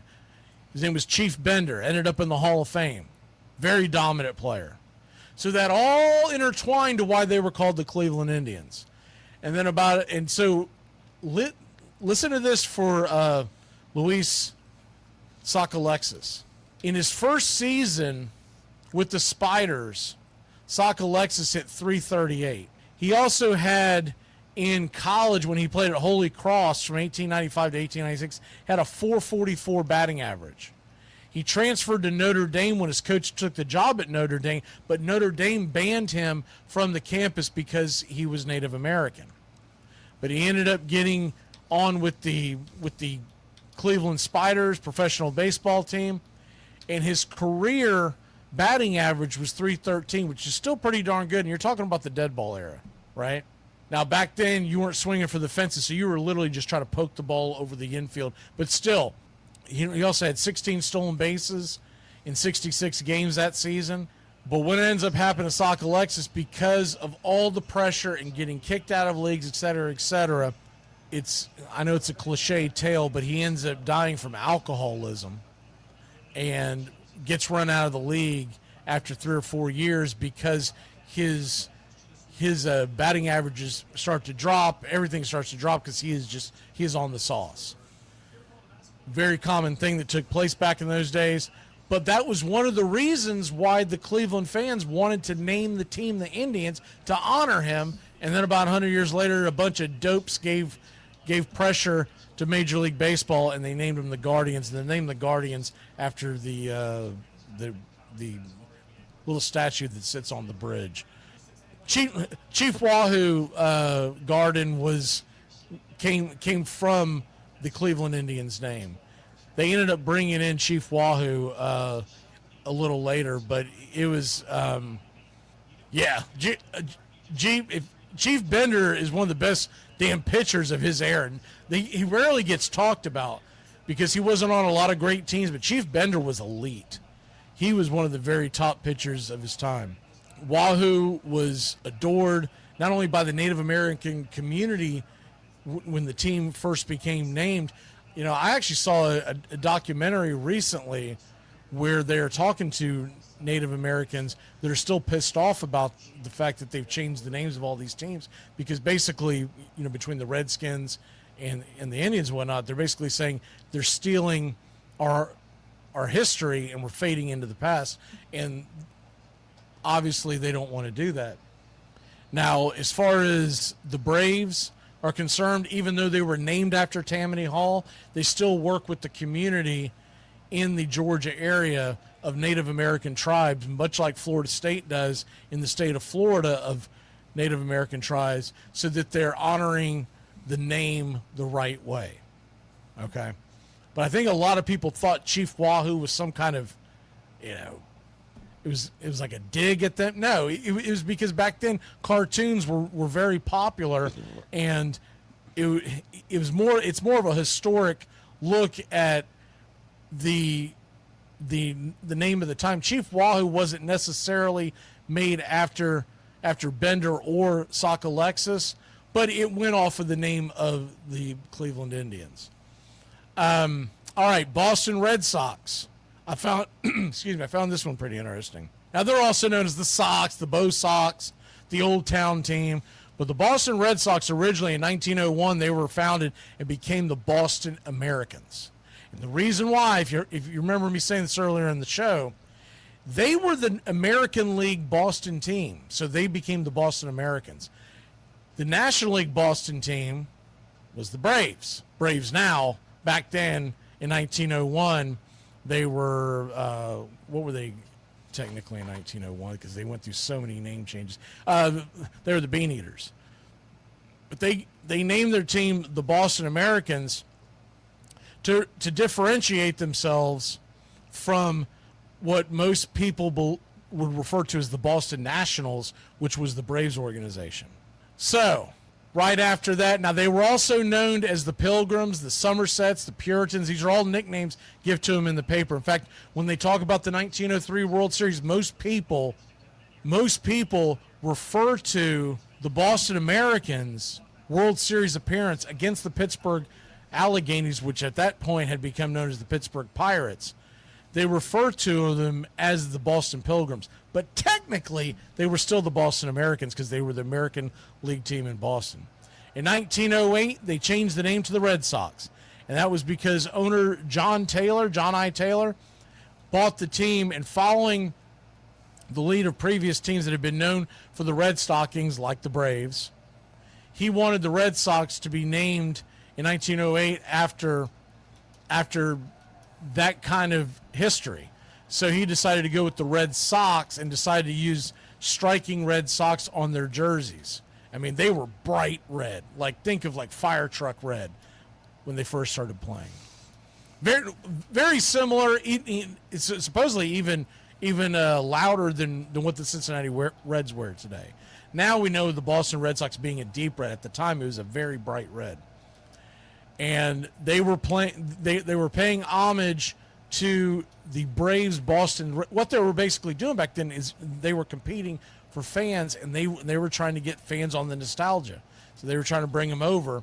And remember, the Braves at this point had changed their names 5-6 times, and so they started getting. Now, one of the main reasons why the Red Sox fans ended up going to more Red Sox games over the Braves games, and I know they changed their names 100 times, but I'm just using the name Braves, is because the Braves, at one point, they were charging 25 cents more a ticket, and the fans fled and went to Boston. And this was in 1901, 1902. By 1903, they win the World Series. They'd gotten all these fans who had jumped ship from the Bean Eaters over to the Red Sox, well, at the time were the Americans, and they got such a big following. It eventually leads to the Braves leaving Boston, because you then start getting years and years and decades of fans growing up on the Red Sox. But it all started because their tickets were 25 cents cheaper, and they were like, it's the same sport, why are we paying more? So they went over to the Red Sox, which at the time were the Americans. In 1903, let's talk about the New York Yankees real quick. 1903, the team was founded, the New York Yankees. At the time, they were known as the New York Highlanders, but they were also technically known, their technical name at the time, even though everyone always references Highlanders, they were the New York Americans, because they were the American League team in New York. Remember, you had the New York Giants, and those were the New York Nationals. In 1903, the home ballpark of the New York Americans was played at Hilltop Park, which was situated on highest points in Manhattan, and the name was a geographical reference to the team's elevation. So that's why they became known as the Highlands, the Highlanders. The official New York Americans eventually fades into the past, and they end up becoming the New York Yankees right after that in 1913. And that was, of course, derived from the Dutch word Yankee, which was Jankas, John Cheese. At one point, this was known as a derogatory term for Americans, but then they started embracing it, which really pissed off people across the pond. So they embraced it, and now it had a lot to do with the song Yankee Doodle Dandy and the Dutch nickname, which was Jankas, which is John Cheese, but nonetheless, they become the New York Yankees. The Baltimore Orioles. Now, this becomes confusing for a lot of teams. In 1894 to 1901, they are the Milwaukee Brewers, not those Milwaukee Brewers, separate organization. Now, of course, over the years, they've been known as the Birds, the O's, Black Magic, but the Baltimore Orioles, the Black Magic was the 1960s or early 70s reference, because they always wore black jerseys with the orange, and very, very dominant baseball team in that time period. But from 94 to 1901, they were in Milwaukee, and they were called the Brewers. This is the Baltimore Orioles organization that we know today. In 1902, they become the St. Louis Browns, named after the Brown Stockings. Now, for you football fans, it's not the same reference as the Cleveland Browns, who were named after their owner or part owner and head coach, Paul Brown. Totally different situation. But the St. Louis Browns moved from Milwaukee from 1894 to 1901. They then become the St. Louis Browns, and they were one of the most dreadful franchises in baseball history. In 1954, they leave St. Louis and become the Orioles. And the reason why they became the Orioles, first of all, the name had been used before. More on that in a second. But the Birds' name, the Baltimore Oriole, the orange and black colors, which is where the Orioles get their colors, their uniform. The bird themselves, it was said that reminded early settlers of the colors on the coat of arms for the Calvert family, the Lords of Baltimore. So the bird was dubbed the Baltimore Bird and eventually became known as the Oriole. When the St. Louis Browns moved to Baltimore in 1954, by the way, the owners chose the name Orioles to connect to the city of the past. Now, there was a Baltimore Oriole team from 1882 to 1899, and they were called the Baltimore Orioles, and they are one of the most famed teams of that era. They eventually become the New York Yankees, but not directly. The ownership rights for that franchise in Baltimore is sold to New York, and they become a brand new franchise. But the right to be a franchise came from the original Baltimore Orioles. If that makes sense.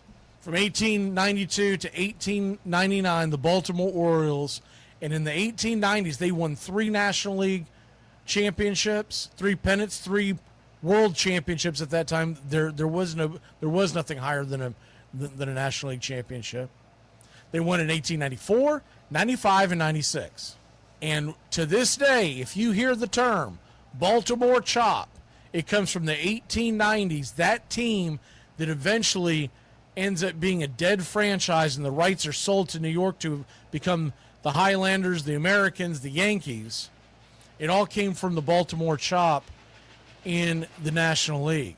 Who was one of the main players, the most popular player on the team? John McGraw. John McGraw ends up going over to the National League Giants. He was so pissed off about that whole breakup and the American League. That is why in 1904 we do not get a World Series. His Giants won the NL pennant, and he refused to play the American League. 1905, his owner said, "Shut the hell up. There's too much money on the line. We're gonna play." So that's what happened there. But they're all intertwined. I know I nerd out a little bit on this, but I just love the history of baseball. So from 1901, 1902, they're still the Baltimore Orioles, and then they die and they sell the rights to become the Yankees. So it's not the same franchise, but it was the franchise rights. And then we have a couple more to as we end this. Told you I wouldn't be in your hair too long tonight. The Mariners, I thought that was pretty obvious to folks, but just in case, there was actually a contest by fans in 1976. Roger, I'm probably going to mess this word up. The guy that won it was Roger Simotis, and he wrote that they should be named the Mariners due to the natural association between the sea and Seattle. And of course, they end up getting the colors, the green and the blue, all because of the sea, et cetera, et cetera. But he won contest, received over 15,000 entries. I have a hard time believing he was the only one that picked Mariners, but he's a credit to getting that name. Toronto Blue Jays. Now remember, before the Mariners, they were the Pilots, different organization. For 1 year, they transfer, go to Milwaukee, and become the Brewers. Why were they named the Brewers? We just went over it because it was an original name of Milwaukee baseball back in 1884. The Toronto Blue Jays, the name originated. This one to me was interesting. I really didn't know the reasoning why. The Blue Jays was selected because blue was a traditional color for Toronto sports teams, and the bird-themed name was chosen, and it aligned with the team's owner at the time. And the colors, the blue, the red, and the white, Labatt Brewing Company owned the rights to the Toronto Blue Jays, and so they were going with those colors.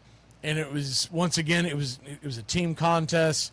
The bird theme, the name connects to professional sports teams that used a bird theme all in that area, and they used the colors as a combination, not just for the Labatt Brewing Company, but also, and it's all intertwined, but the Toronto Maple Leafs and the Toronto Argonauts of the CFL.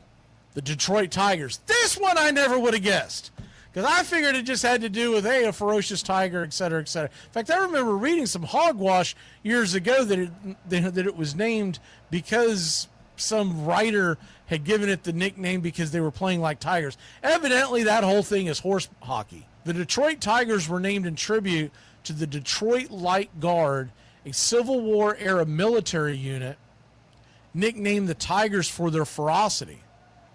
And the Detroit newspapers then started using that name for that reason. But what I had read, it had to do with the actual animal. It had nothing to do with the animal per se. It was the unit that fought in the Civil War.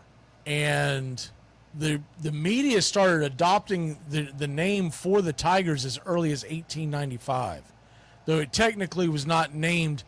They were not named the Detroit Tigers until 1901. In 1895, 6 years earlier, they were constantly being referred to as the Tigers in newspapers. Chicago Cubs. This is an interesting one. I always wondered why the Cubs came before the Bears. You ever wondered that? The team was originally founded in 1876. They were one of the first teams in the National League that were joining the Braves that were coming over from the National Association. But the Cubs are founded when the National League becomes one.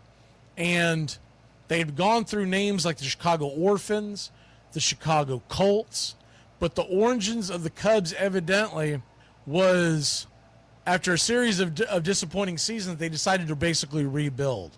And in 1902, the Chicago Daily News started referring to them constantly as the Cubs because basically they were babies. And they were young, kind of like the baby Braves. And so the next thing you know, by 1907, they become the Chicago Cubs. The St. Louis Cardinals has nothing to do with the bird. St. Louis Cardinals get their nickname origin in 1900 when they start putting a distinctive red trim on the St. Louis jerseys, and supposedly a sports writer overheard a lady in the audience that said, "What a lovely shade of cardinal." You don't see the bird appear in anything until almost a little over 20 years later, in 1922. The baseball bat, the bird on the bat, all that starts in 1922. But for 20 years, the cardinal was the color. It was not the animal. And the athletics, Philadelphia Athletics, well, that was the Philadelphia Athletic Club. That's why they were named that. Now they've become the Kansas City, the Oakland Athletics, and eventually they're going to be they're just the Athletics now, and then they're going to become the Las Vegas Athletics. But why do they use the elephant if they're an athletic team? What the hell does athletics have anything to do with an elephant? It was because the team's owner, Connie Mack, who was also the team manager for over 50 years, he has untouchable records because he owned and managed the team, and he was never going to fire himself. But he took it as a symbol of pride because back then a white elephant was used to describe his team, and it was implying that they were an expensive burden that would fail. Because back in that time period, the white elephant was known as something that you're overpaying for to bring into a circus, but nobody really came for that, and you eventually overpaid for it. Well, that's what he was referring to. Because of that, John McGraw took that as a sense of pride and said, you know what, to hell with you. We are the elephants. Now, they never took that as a nickname, but they started putting it on their jersey, the white elephant, and that's why the elephant's always white. And of course, their team colors have been green and gold forever. Other odd team names as we wrap this up, and these are teams that are not in Major League Baseball, but these are interesting ones, minor league teams. The Fall River Adopted Sons in the New England League in 1913. Only 5 Fall River players were actually from the state of Massachusetts, so they named the team the Adopted Sons of the Republic. All right. There was a Mexican baseball league team called I'll probably mess this up, Saltillo Serape Makers, and I'm probably butchering that name or that word, Serape, but it is a colorful blanket or shawl worn over the shoulders that you typically see in Mexico. That team was named after kind of like the Green Bay Packers, but their uniforms were god-awful pink, purple colors all over the place. The Oakland Dudes of the California League from 1899 to 1902 referred to a gentleman who was dapperly dressed. That was the original meaning of a dude back in 1899. So they started calling them the Dudes, and they even wore haberdasher hats on the field, if you know what those are. The Petersburg Goobers in the Virginia League for 15 years. Yes, goobers, like the candy peanut. That's what they were named after. This one's one of the funniest ones. The Bolton Robots of Doom in the British Baseball Federation. It was some kind of science fiction crap, and they they were called the Robots of Doom. It's pretty funny that they would name a team for 9 years. They named them the Memphis Fever Germs. That was in the Southern Association in 1893. This even predates the Spanish flu, but they were called the Fever Germs. And then some of your best nicknames for teams of certain eras. So in other words, like the Big Red Machine of the 1970s Cincinnati Reds. I still think the best one ever was Murderers Row for the New York Yankees, because they just had an unbelievable number of Hall of Fame hitters back to back to back. The Miracle Bets of 1969. The Idiots 2004 Red Sox. By the way, any of y'all that had the ESPN Plus and all that, that jumbled together, they've got a new documentary on the 2004 Red Sox. It's pretty damn good. It really is. I've seen a few of these. It's done pretty well. I think I'm about halfway through, because I want to say there's 3 episodes. I think I'm about halfway through. 1982 Harvey's Wallbangers. That was named after manager Harvey Quinn. We Are Family Pirates of the 1979 championship team. The 1934 Gas House Gang. Yeah, Richard showing it. The Go-Go White Sox, the Go-Go Sox of 1959. That was because they could not hit home runs. They were constantly stealing bases, hitting runs.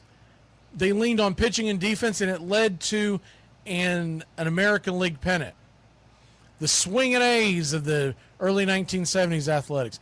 The Evil Empire. I think everybody knows that one. That was the Yankees for about 20 years, from about 1990. We'll say 1995 to about around 2011-ish.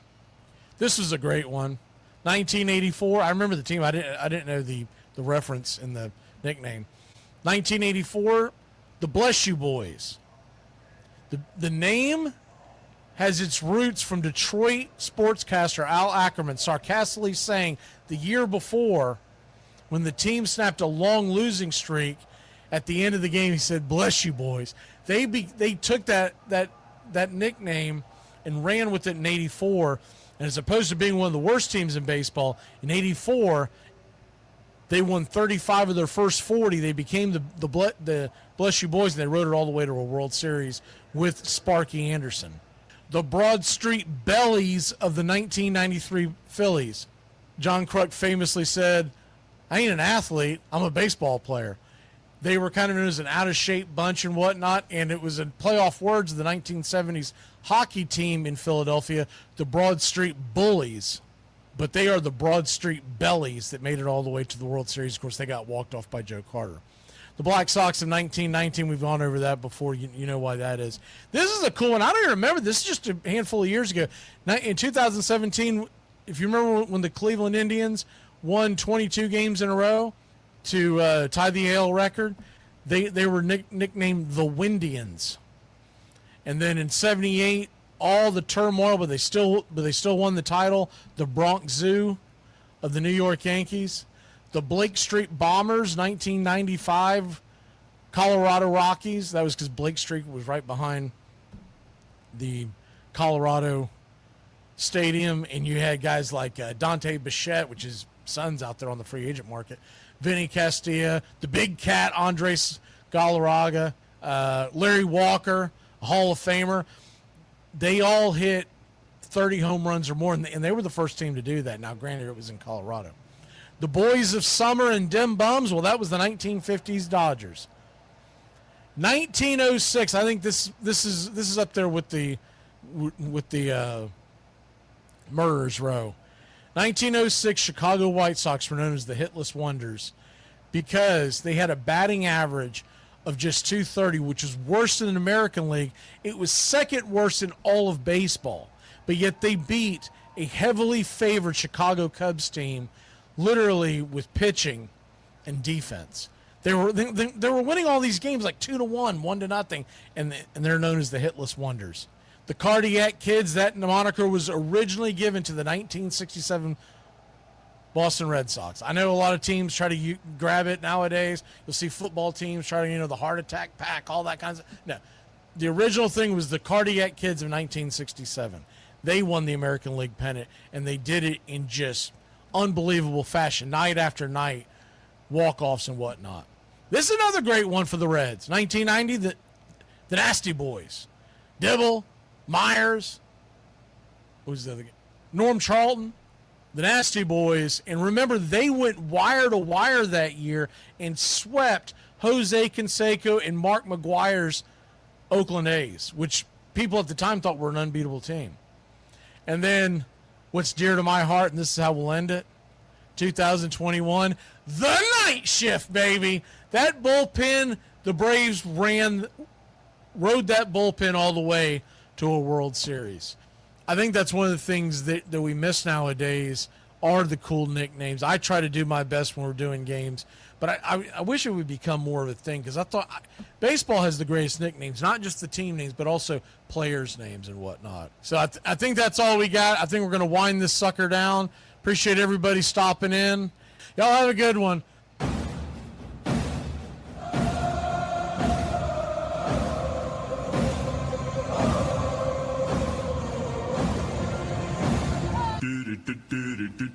Goodbye, sweetheart, well, it's time to go. We're back tomorrow with another show. Well, unless we're fired, we'll talk to you then.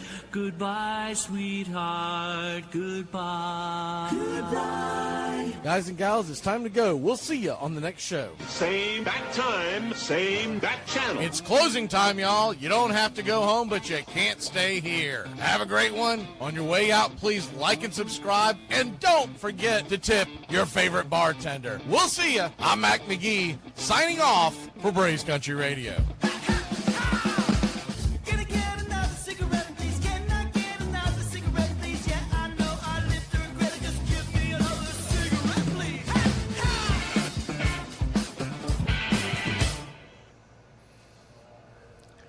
So they are still in a rain delay, waiting to see what in the world's going on. I mean, at this point, it's kind of crazy because honestly, looking at the weather right now, the last time I looked at it, looked like it should be clearing out. There's very little precipitation in the area. But there's just enough where if they really want to play it conservatively, let me see where it actually ends. Clears out. I mean, it doesn't clear out 100% till 11 o'clock, but you either call the game at this point or you just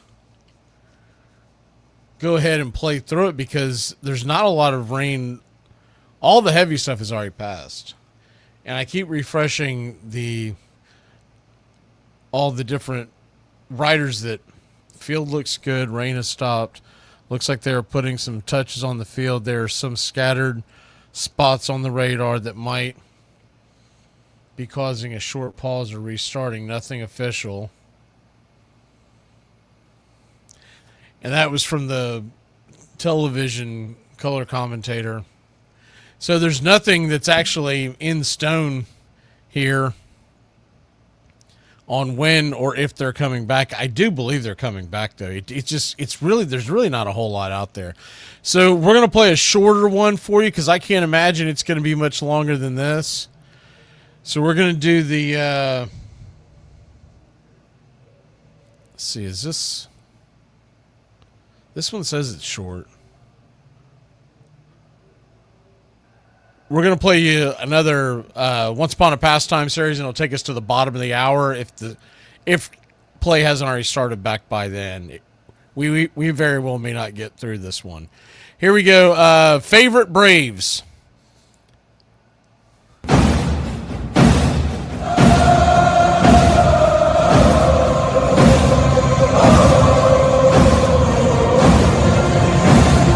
You're in Braves country.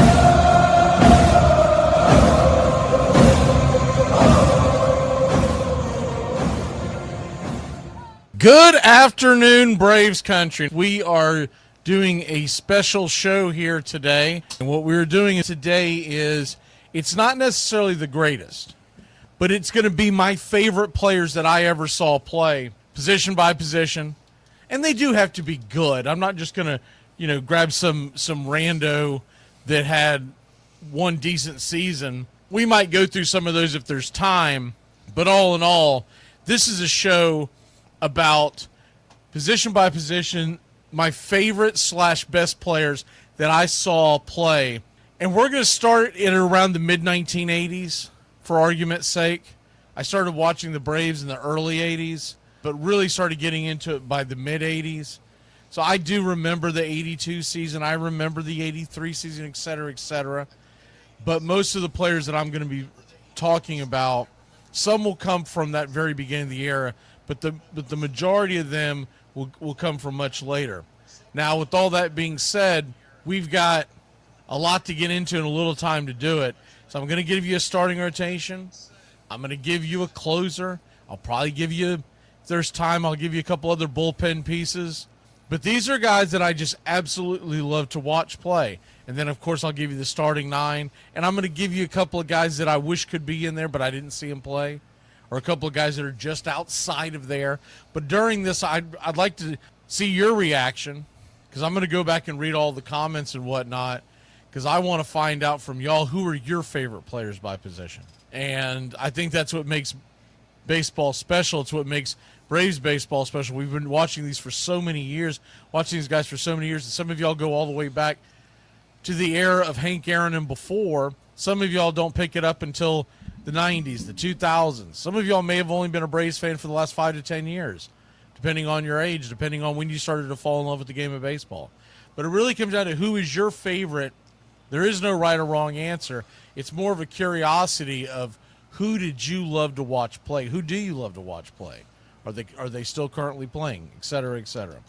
So, with all that being said, no further ado, I'm going to go ahead and start this off. And I'll go ahead and start it off from the catcher position. We'll work our way to the pitching staff at the end. At the catcher position, I'm looking at a couple of different options.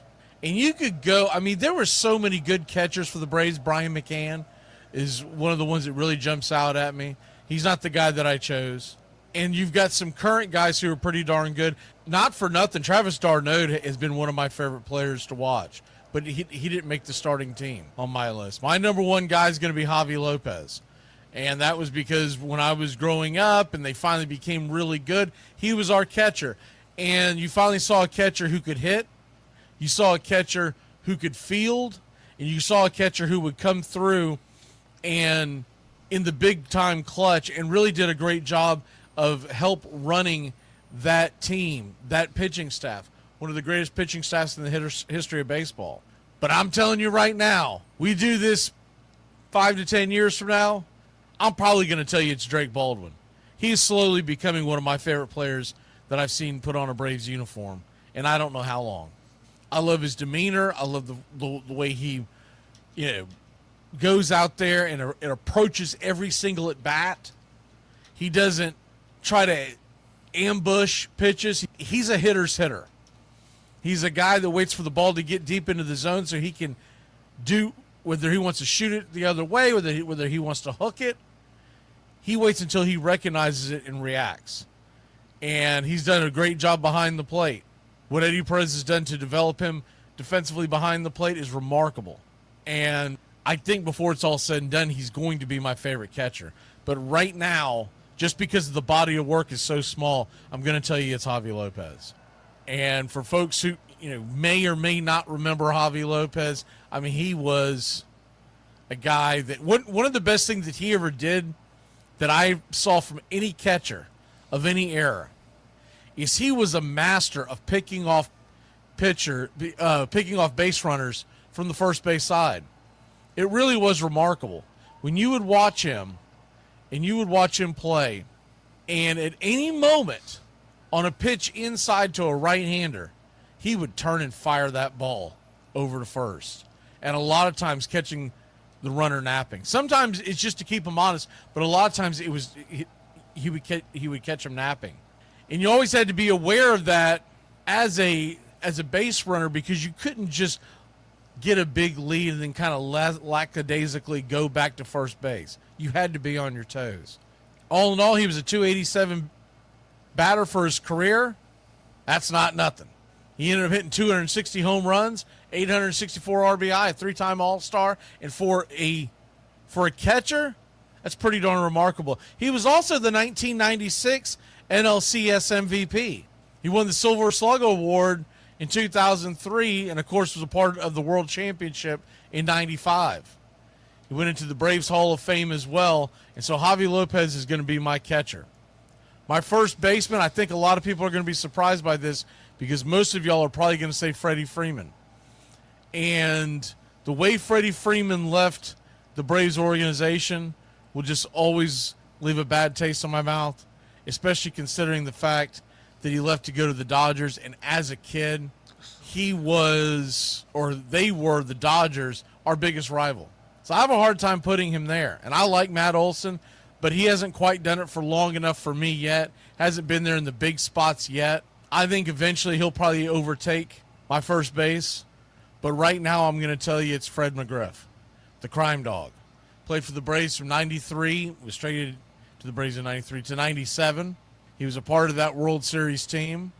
He's a guy that, look, I know he bounced all around his career, and you can't realistically go with him being just an Atlanta Brave. But you ask most people what they remember, who they remember him as, it's going to be a Brave. Maybe a Blue Jay from 86 to 90, but you definitely don't remember him as a Padre for 2.5 years.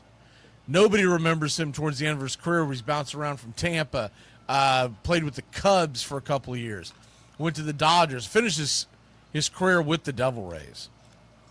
And so I'm going to go with the crime dog, 493 home runs, almost 2,500 hits, 2,490. Batting average of 284 lifetime, and 1,500 plus RBIs. The crime dog, from the moment he got to Atlanta, he was instant offense. And you put him in the middle of that lineup, and all of a sudden we became a very formidable attack. And it was so fun to watch him over those years. And look, honestly, I still like old Freddie. It's just the way he left us. I can't put him on any kind of list. I was a big Chris Chambliss fan, too, to be honest with you. Chris Chambliss was one of those guys that growing up as a kid, I always wanted to meet because Chris Chambliss's dad and my grandfather worked at the Naval Air Station in Jacksonville, Florida together. So that made me immediately a Chris Chambliss fan. Now I know he's not really known as a Brave. I think most people, if you ask people about Chris Chambliss, I think instantly he's known as a New York Yankee. Played for the Yankee in those years where the Yankees were so dominant in the mid to late 1970s. Chris Chambliss was their first baseman. But not for nothing, Chambliss was with the Braves from 1980 to 1986. So as a kid growing up, he was my first baseman. I knew nothing else. He ended up with 185 home runs, a .280 average, 2,100 hits. He was a solid hitting first baseman. In today's game, it wouldn't quite be enough. You would want a lot more power numbers. But in the 1980s, he was a guy that you loved putting in the middle of the lineup, sometimes a little further down, but he gave you length. And Chris Chambliss, I had to mention him. I didn't want to just skate over the first base position and not mention Chris Chambliss. The second base position, I'm going to be honest, it's our current guy right now. It's Ozzie Albies. And I know he drives us nuts. I know his early swinging, you'll hear me get on to him, and it drives me bananas, mainly because I believe he can do so much better. And though I was always a big Mark Lemke fan and Glenn Hubbard in the 1980s, Ozzie Albies, with his personality and his entire game, I love Ozzie, man. And I'll never say a disparaging word about him as a person. He might drive me up the wall when he's at the plate. And he does. But all in all, you got to love what he has given to you as a whole. And he was a big part of that World Series championship team. Do I think he's flawless? Absolutely not. But Ozzie Albies is a guy that the one thing you know about Ozzie, he's going to give you his all. He's going to be out there hustling. He gets on base. He's automatically in scoring position. Anything that gets to the wall, he very well can go first to home. He's a guy that, look, for his career, he's batting just under 270. It's not terrible. He'll probably finish, by the time his career's done, he'll probably finish somewhere around 300 home runs.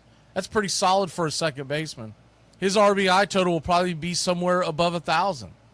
And he'll probably end up somewhere between 150 and 200 stolen bases.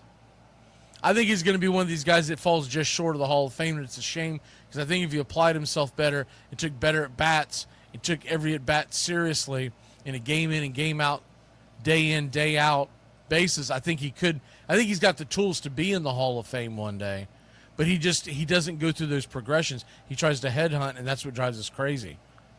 But he's been to the All-Star game 3 times. That's not nothing.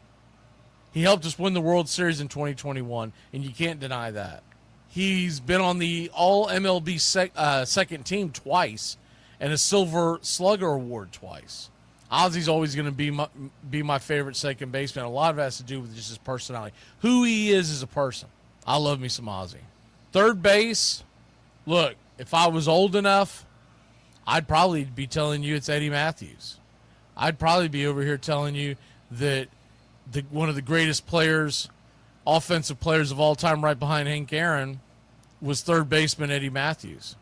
And you look at his numbers, 271 lifetime batting average, 512 home runs, 2,300 hits, almost 1,500 RBI.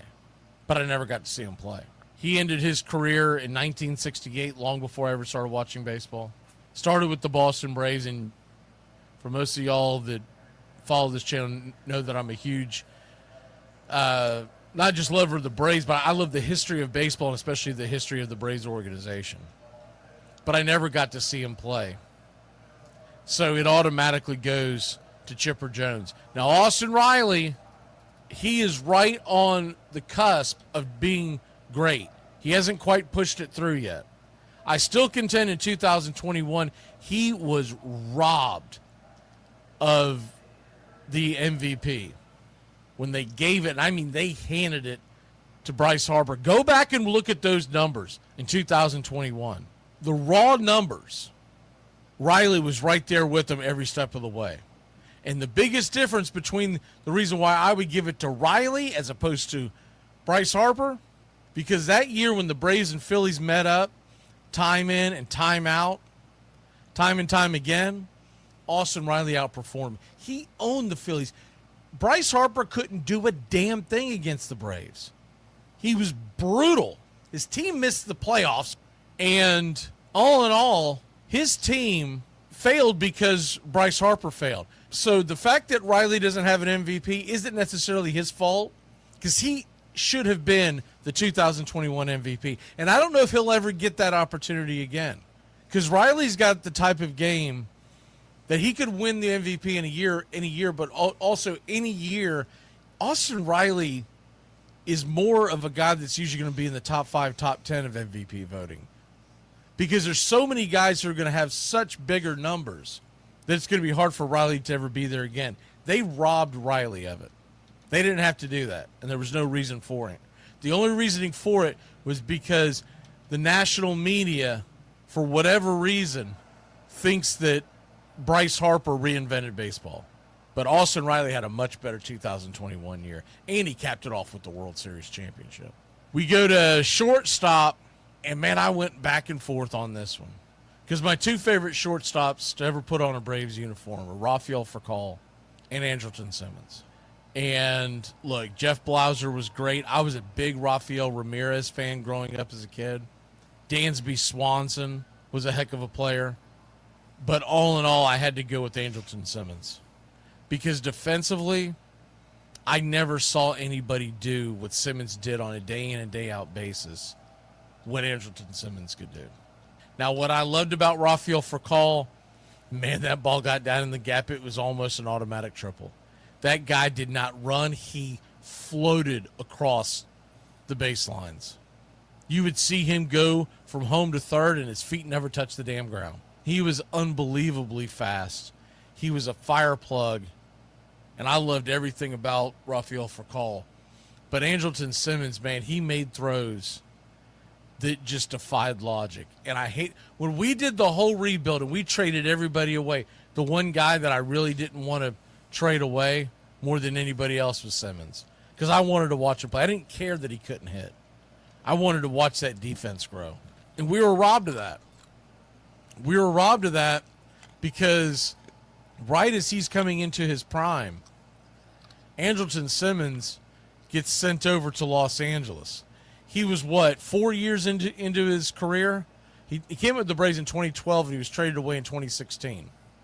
And for the next 5 years, he was in an Angels uniform doing great things. I would see clips from time to time, but never got a chance to see on the day in and day out basis. He won the Gold Glove in 2013, 2014, 17, and 18. 4 times. He was a phenomenal player that I don't think ever gets talked about enough. And it's a shame that we only got to see him those handful of seasons, because I think defensively, if he stays in Atlanta throughout that duration, we'll just say all the way to the 2020 season, I think we're talking about a guy that the Braves, and look, I understand they end up making a trade. They get Dansby Swanson. He comes in around a few years later. They develop him. By the time we win the World Series in 21, Simmons wouldn't have been around. I get that part of it. But I would have liked to have seen a few more years at him. Rafael Furcal was there from 2000 to 2005, and he wasn't a power hitter. But can you believe this? He actually had 113 home runs from his when did he start? So he played 15 years. He had 113 home runs. I would have never guessed that. I don't know how many of those were inside the Parkers, but those are very rare. So Rafael Furcal offensively was the funnest shortstop we've ever seen. The best shortstop we've ever seen, it's Dansby Swanson. And the best defensive player that we've ever seen at short is Andrelton Simmons. Take your choice. And if you're a Jeff Blauser guy, I get it, but you're remembering that with Braves-colored glasses on, because he really wasn't that good. Jeff Blauser's usually hitting at the bottom of our lineup, and he was usually the reason why we couldn't score runs.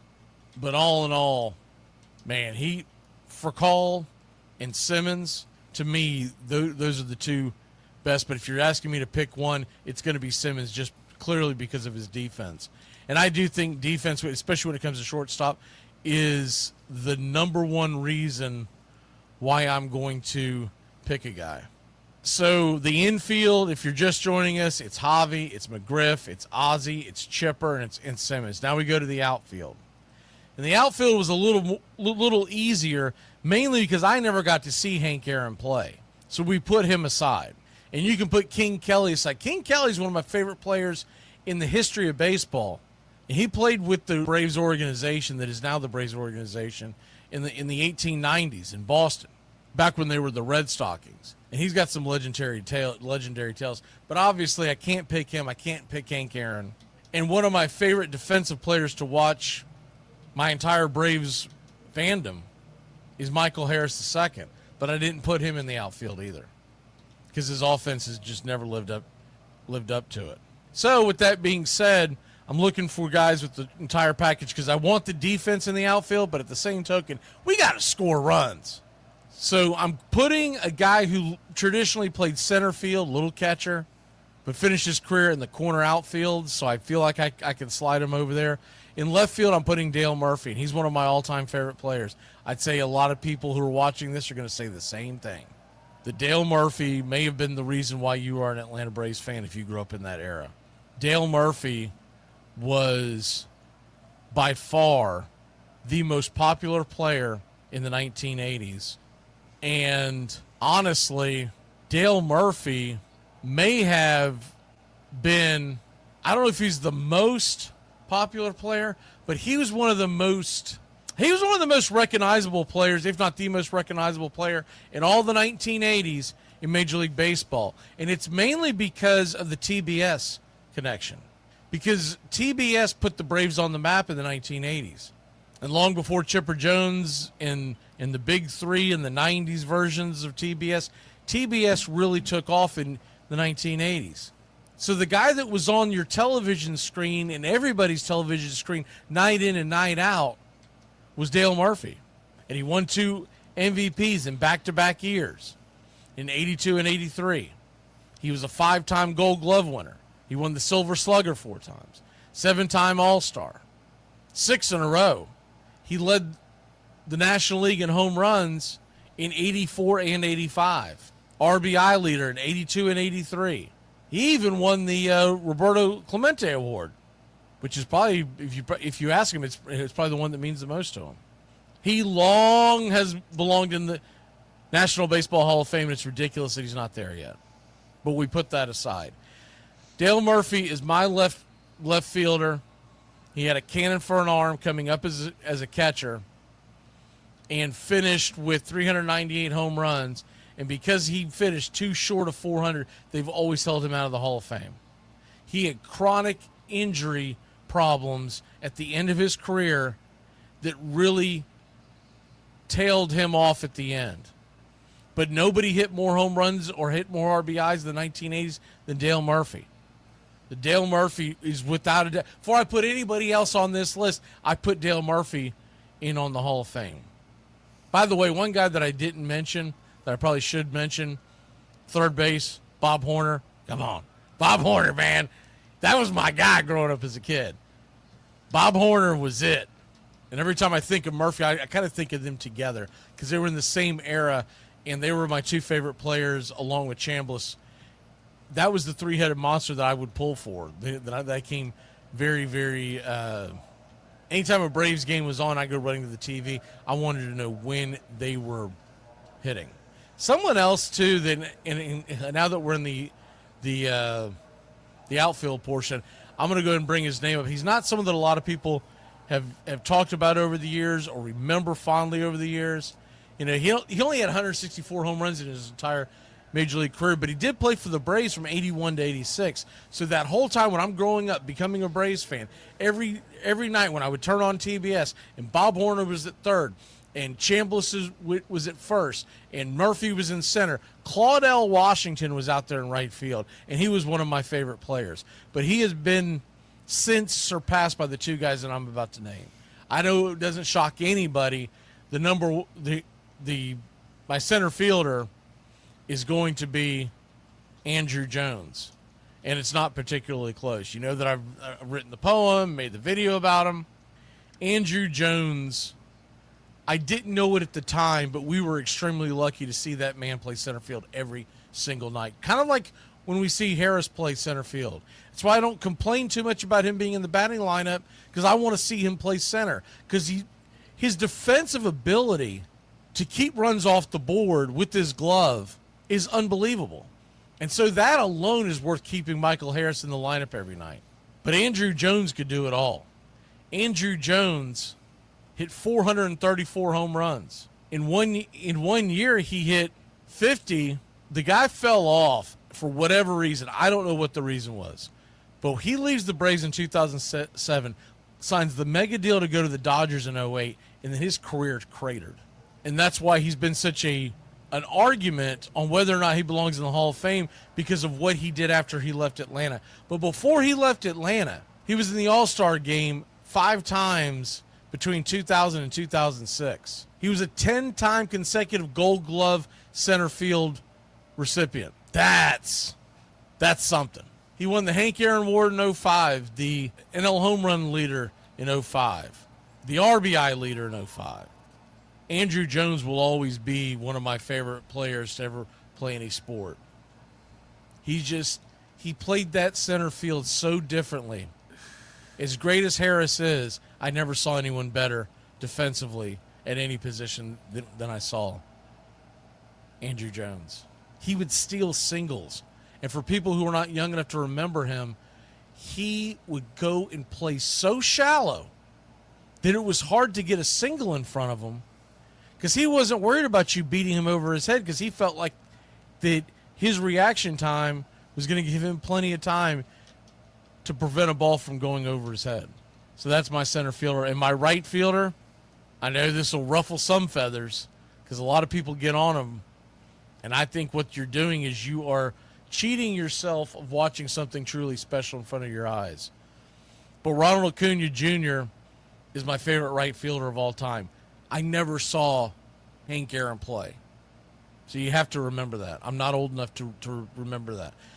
When I was growing up, I heard all the stories about Hank Aaron. I've seen video. I know his statistics, but I never got to see him. So if you're asking me my favorite players that I ever saw play, Ronald Acuna Jr. going out to right field every night, I feel like I'm going to see something spectacular. Whether it's in the field, remember that throw that he made from right field the other night? I think it was the Boston series. Unbelievable hose. And then at the plate, you just never know. And he's fun. He is fun to watch. I love this year's home run celebration where he puts his hands over his ears like a grenade's going off. That's funny. That is fun stuff. He's got the personality. He's got all the tools. Hits for power, speed, cannon for an arm. Ronald Acuna Jr. is my favorite right fielder of all time. Obviously, you have to put Hank Aaron in any conversation. I just never saw him. I never saw Harris. I never saw King Kelly, but I love reading about his stories. And Harris, he's right on the outside looking in. If he ever gets it together offensively, it's going to be a tough decision who I would take out of that. And, of course, my favorite designated hitter, we've only had one designated hitter since this whole thing's began, and it's Marcell Ozuna.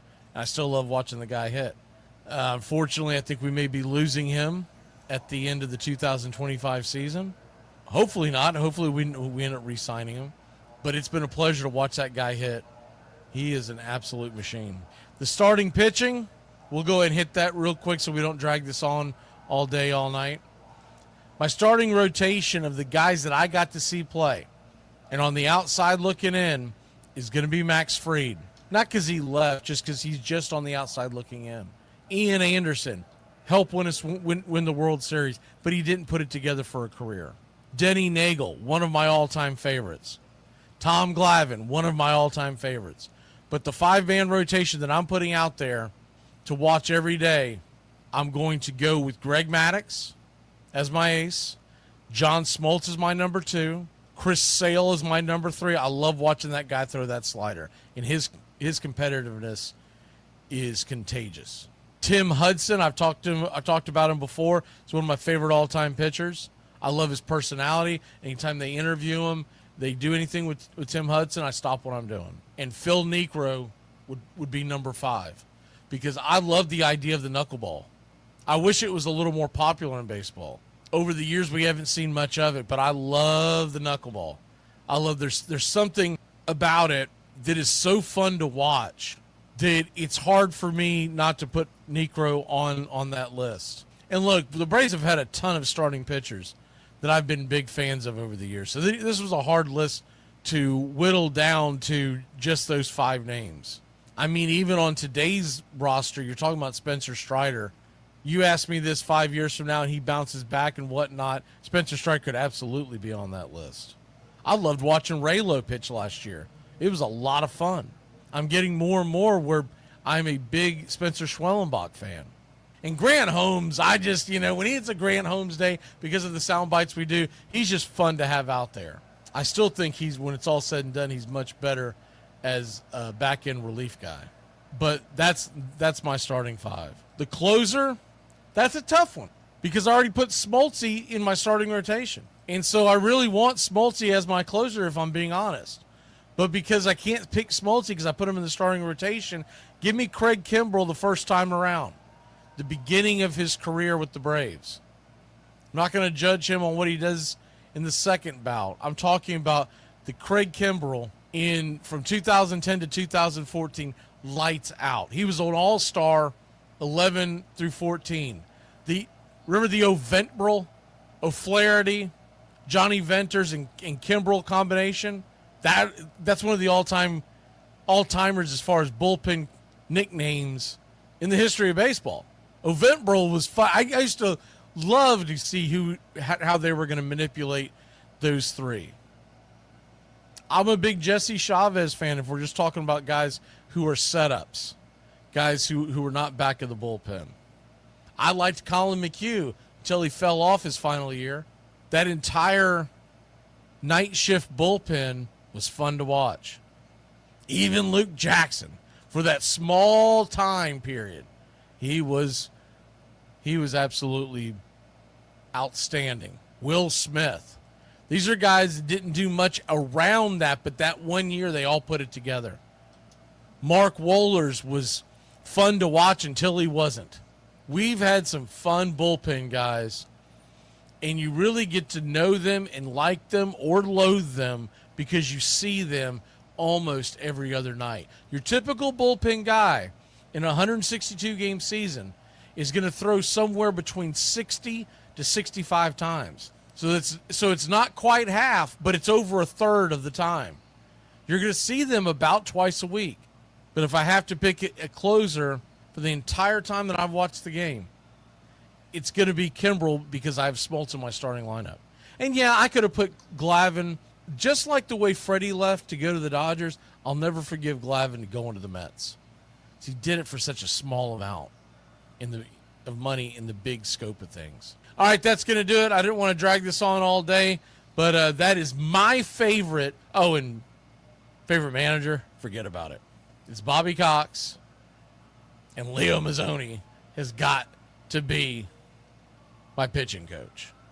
Watching till the day I die, I'll never see anything cooler than Bobby Cox getting madder than hell in the dugout and Leo rocking back and forth. How fun was it to be a Braves fan? How fun has it been to be a Braves fan since the time I picked it up in the 1980s until now? And it continues to be. We'll always bounce back.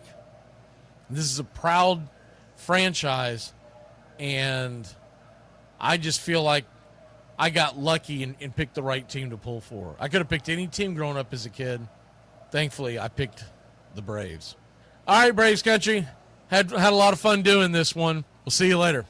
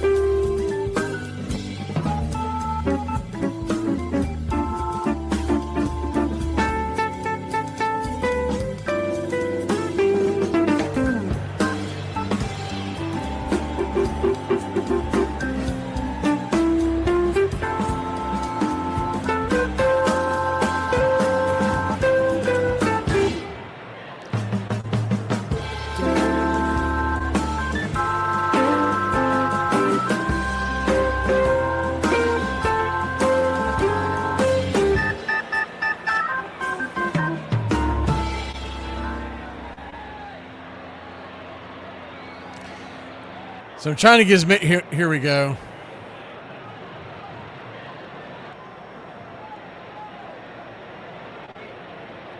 I don't know if they're getting this game in today, y'all.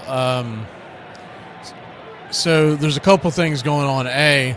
Someone took a picture of the two managers, Tony Vitello and Walt Weiss. They're standing in the infield talking, and that usually means they're going to scrap the game. The other thing is, and this is the bad sign, they are now putting the tarp on the mound and over the plate so it doesn't look like it's going to get started anywhere in the near future. Richard, that's what I'm thinking. There may be a doubleheader tomorrow. I don't know. I'm about to call it a night, because if we do have to do a doubleheader, I'm going to need to get some rest on that end.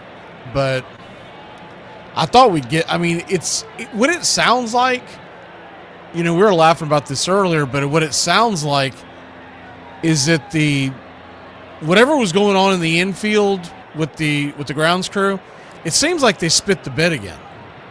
And remember, they did this last year. I think a lot of people forget this, but they spit the bit and ruined any chance of the Braves playing.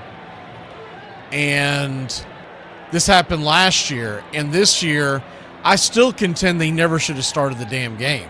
When it's all said and done, they shouldn't have started it, because if they would have had the entire infield covered, they could have easily kept the water off the infield and it wouldn't have been a big situation. But because they waited so long and the water continued to come down, now it's an absolute mess. And the fact that they're putting the tarp back over is not a good sign. And the fact that those managers are sitting there talking, I got a funny feeling this game. I'm hoping they play a doubleheader tomorrow. If so, scrap the idea of us doing Dodgers and Rays. We'll just bring you both of the Braves and Giants games. There's a possibility that they punt this to a later date, though I don't see why you would do that when you got both teams in the stadium. And I don't want to drag y'all's night out even longer, because this is ridiculous as it is. They should have made more of a concise determination, and they showed the overview of the stadium. There's like nobody there. They're not in the anywhere, and so most of the people have gone home. I'm sure there's still some that can come back in the stadium, but they're not even making any money as far as the concessions go, as we were joking about. So we're going to go ahead and wrap it up. If for some reason they come screaming back in the next 15, 20 minutes, we'll jump back on. But I'm going to go ahead and call it a day, because dragging y'all's night out is kind of, it's not great. Sorry to lead y'all down the wrong path. Hopefully y'all enjoyed the Once Upon a Pastime. I know one thing. I got to do some updates on that. I don't know if Ronald King Jr. is still my favorite right fielder. That was from like 4 years ago. We'll see you tomorrow, guys.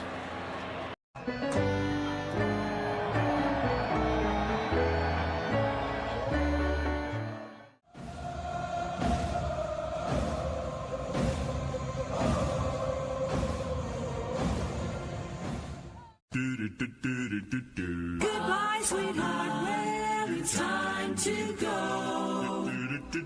We're back tomorrow with another show. Well, unless we're fired, we'll talk to you then. Goodbye, sweetheart, goodbye. Goodbye. Guys and gals, it's time to go. We'll see you on the next show. Same bat time, same bat channel. It's closing time, y'all. You don't have to go home, but you can't stay here. Have a great one. On your way out, please like and subscribe. And don't forget to tip your favorite bartender. We'll see you. I'm Mac McGee, signing off for Braves Country Radio.